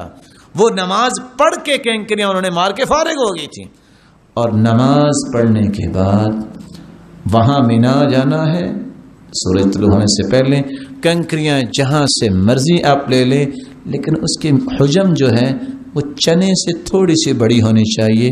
یہ جو انداز بعض دفعہ ہوتا ہے کہ اتنی موٹی پکڑ کے غصے سے مارتے ہیں، شیطان وہاں بھی خوش ہو رہا ہوتا ہے. اور بعض کو تو پتہ نہیں کتنا کو غصہ ہوتا ہے. اللہ سب کا غصہ ٹھنڈا کرے. اور وہاں پہنچ کے بھی کنکریاں مارنے کے بعد اپنی جوتی اتار لیتے ہیں. یہ جو ہے نا ہمیں ایسے کرتا ہے، شیطان وہاں بھی خوش ہوتا ہوگا. یہ اللہ کے رسول کا حکم ہے، اس حکم کے مطابق آپ کام کریں. تو پہلے دن جس کو بڑا شیطان کہتے ہیں، الجمرۃ العقبہ الکبریٰ، اس کو 7 کنکریاں بسم اللہ اللہ اکبر کہہ کے مارنی چاہیے. آپ وہ مارنے کے بعد، یہ پہلا کام ہے کنکریاں مارنا. دوسرا کام ہے قربانی کرنا. تیسرا کام ہے بال منڈوانا یا کٹوانا. اور چوتھا کام ہے آپ نے آ کے طواف کرنا ہے اور سعی کرنی ہے، کیونکہ آپ حج تمتع کر رہے ہیں. لیکن اگر تقدیم و تاخیر ہوگی، آپ کنکریاں مارنے کے بعد ڈائریکٹ بیت اللہ آ جاتے ہیں، کوئی حرج نہیں. آپ قربانی نہیں کر سکے، پہلے بال منڈوا لیے ہیں، کوئی حرج نہیں. میں سئل رسول اللہ صلی اللہ علیہ وسلم عن شيء قدم ولا اخر الا قال افعل ولا حرج. ان 4 کاموں میں سے جو بھی سوال آیا اللہ کے رسول میں یہ کر بیٹھا ہوں، میں نے یہ کرنا تھا، میں نے یہ کرنا تھا، یہ کر بیٹھا، آپ نے فرمایا کرتے جاؤ، کوئی حرج نہیں. آپ قربانی کیجئے، آپ بال منڈوائیے، بیت اللہ کا طواف کیجئے، سعی کیجئے اور واپس مینا میں آ جائیے. مینا میں 3 راتیں گزارنی ہوں گی اور ہر روز 11 تاریخ کو بھی اور 12 تاریخ کو بھی اور 13 تاریخ کو بھی زوال کے بعد ہر جمرہ اولا اور وسطی اور کبریٰ تینوں کو 7 کنکریاں مارنی. اگر آپ عورتوں کی طرف سے کنکریاں مارنا چاہتے ہیں آپ کو اجازت ہے. جابر روایت کرتے ہیں کہ ہم نے حج کیا ومعنا النساء والصبیان، بچے اور عورتیں ہمارے ساتھ تھی، فلبینا عنہم ورمینا عنہم، ہم نے بچوں کا بھی تلبیہ خود کہا اور عورتوں کی طرف سے خود کنکریاں ماری. آپ مار سکتے ہیں، لیکن یاد رکھیے گا اگر کوئی 11 اور 12 کو کنکریاں مار کے واپس آنا چاہتا ہے، فمن تعجل فی یومین فلا اثم علیہ، اس پہ کوئی گناہ نہیں ہے. وہ 13 کو اگر نہیں مارتا جو کہ افضل ہے، لیکن اس کے لیے شرط یہ ہے کہ مغرب سے پہلے آپ کو مینا سے نکل جانا چاہیے. آپ 13 کو کنکریاں مارتے ہیں، یہ افضل طریقہ ہے. آپ جائیں اور مکہ سے اگر مدینہ جانا چاہتے ہیں بہت اچھا ہے، مسجد نبوی میں نماز پڑھے، مسجد قباء میں نماز پڑھے. لیکن حج آپ کا یہاں مکمل ہو چکا ہے. مدینے کا سفر حج کا حصہ نہیں.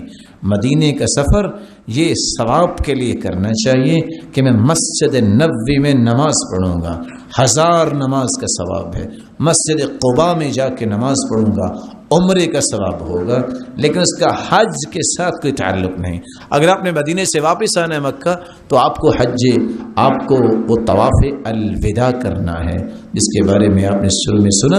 ہاں، عورتوں کے لیے اجازت ہے، جو حائضہ عورت ہے وہ بغیر طواف کی جا سکتی ہیں، لیکن اگر آپ نے مدینے سے ہی اپنے وطن واپس جانا ہے تو یہاں سے طواف الوداع کر کے نکلیے۔ ایک چھوٹی سی بات جو مشکل وقت میں کام آئے گی، اگر آپ کسی وجہ سے طواف حج نہیں کر سکے، وقت نہیں ملا، بیمار ہو گئے، کوئی ایسی پریشانی آ گئی، 10 کو نہیں کر سکے، 11 کو کر لے، 11 کو نہیں کر سکے، 12 کو کر لے، لیکن جب تک آپ طواف نہیں کریں گے آپ احرام نہیں کھول سکتے۔ 4 کام ہیں: کنکریاں، بال منڈوانا، قربانی کرنا، طواف کرنا۔ اگر آپ 2 کام کم از کم کر لیں تو پھر آپ لباس پہن سکتے ہیں، لیکن لباس پہننے کے باوجود آپ اپنی بیوی کے پاس نہیں جا سکتے جب تک تحلل الاکبر نہیں ہو جائے گا، 4 کام نہیں ہو جائیں گے۔ اگر 13 تک بھی آپ طواف نہیں کر سکے اور آپ کی 13 کی فلائٹ ہے، آپ ایک ہی طواف کریں گے، طواف حج بھی ہوگا اور طواف الوداع بھی ہوگا، اپنے وطن کو واپس جا سکتے ہیں۔ تو رسول اللہ صلی اللہ علیہ وسلم نے دین کی آسانیاں بیان کی ہیں۔ حج جہاں تک مکمل ہوا، اگر آپ مدینہ جاتے ہیں تو آپ وہاں نمازیں پڑھیں، وہاں آپ جیسے میں نے کہا مسجد قباء میں جائیں، آپ کو عمرے کا ثواب ملے گا۔ آخری گزارش اور آخری آج کی مجلس کی بات، میں اور آپ کیسے محسوس کر سکتے ہیں کہ میرا حج قبول ہو گیا؟ بہت ساری نشانیاں کے بجائے صرف 3 اختصار سے نشانیاں۔ سب سے پہلی نشانی، آپ نے بھی سوچا ہوگا، کبھی کہا ہوگا، دعا کی قبولیت کی نشانی کیا ہے؟ کون بتائے گا؟ علماء سے بھی پوچھا جاتا ہے، لیکن بعض علماء اور شراح نے یہ لکھا ہے، جب انسان دعا اس الحاح کے ساتھ کرتا ہے، اس دل کی اتھا گہرائیوں سے دعا کرتے کرتے جب وہ روتا ہے، اللہ تعالیٰ کو مناتا ہے، جب اس سے بوجھ ہلکا ہو جائے، جب دعا سے فارغ ہو، ایسے محسوس ہو کہ کوئی بوجھ تھا اتر گیا، اس کا مطلب ہے گناہ سارے کے سارے جھڑ گئے۔ اسی طرح سب سے پہلی کیفیت حج کرنے کے بعد آپ کے بوجھ اتر جانے چاہیے۔ دوسری کیفیت مزید توفیق، آپ کے اندر نیکی کی تڑپ اور شوق اور ذوق پچھلی زندگی سے بڑھ جائے تو سمجھ لینا قبول ہو گیا۔ اور تیسری علامت کہ جو نیکی آپ نے اللہ سے وعدہ کر لیا، جو نیکیاں کر رہے تھے وہاں ان کو ہمیشہ قائم رکھنا۔ اور یہ حدیثیں آپ نے سنی ہیں، کس طرح ام حبیبہ رضی اللہ تعالی عنہ نے فرمایا، اللہ کے رسول نے فرمایا، جو 12 رکعتیں دن اور رات میں پڑھ لیتا ہے اس کا جنت میں گھر بن جاتا ہے۔ لوگوں، زندگی کے آخری وقت آ گیا، میں ترکتہن منذ سمعتہن، میں نے آج تک یہ رکعتیں چھوڑی نہیں ہیں۔ جس نے زور سے پہلے 4 زور کے بعد 4 پڑھ لی، اس کو آگ پہ اللہ حرام کر دیں گے۔ فرمایا جب سے میں نے سنا میں نے چھوڑا نہیں ہے۔ علی رضی اللہ تعالی عنہ، انہوں نے کہا تھا، اللہ کے رسول صلی اللہ علیہ وسلم نے فرمایا تھا کہ 33 مرتبہ سبحان اللہ، 33 مرتبہ الحمدللہ، 34 مرتبہ اللہ اکبر پڑھا کرنا، میں نے زندگی گزر گئی کبھی چھوڑا ہی نہیں ہے۔ معاذ ابن جبل، جن کو سکھایا تھا کہ ہر نماز کے بعد پڑھنا اللہم اعنی علی ذکرک و شکرک و حسن عبادتک، جب زندگی کی آخری سانسوں میں تو کہنے لگے، لوگوں گواہ رہنا میں نے آج تک یہ دعا چھوڑی نہیں ہے۔ امام ابن تیمیہ کہتے ہیں کہ جب سے مجھے شعور ملا، حدیث آتی ہے کہ ہر نماز کے بعد آیت الکرسی پڑھا کرے، زندگی گزر گئی ہے میں نے آج تک اس کو چھوڑا نہیں ہے۔ چھوٹا سا بچہ ہے عمر ابن ابی سلمہ، وہ کبھی یہاں ہاتھ ڈال رہا تھا، کبھی یہاں ہاتھ ڈال رہا تھا، آپ نے ایک بات سمجھائی، کل بسم اللہ، کل بیمینک، کل مما یلیک، یا بنی، او بیٹے بسم اللہ پڑھ کے کھایا کرو، دائیں ہاتھ سے کھایا کرو، اپنے سامنے سے کھایا کرو۔ اور فرماتے فما زالت تلک طعمتی بعد، پوری زندگی گزر گئی ہے میں نے ان 3 باتوں کو کبھی چھوڑا نہیں ہے۔ قبولیت اس کو کہتے ہیں کہ آپ کا وہ عمل بن جائے، آپ کی زندگی میں شامل ہو جائے۔ میری اللہ رب العزت سے دعا ہے، جو حج پہ جانے والے ہیں، اے اللہ ان کے حج کو قبول فرما۔ اللہ تیری رحمت بہت وسیع ہے، ان کے ہر عمل کو شرف قبولیت سے نواز، ان کے لیے آسانیاں فرما، ان کی حفاظت فرما۔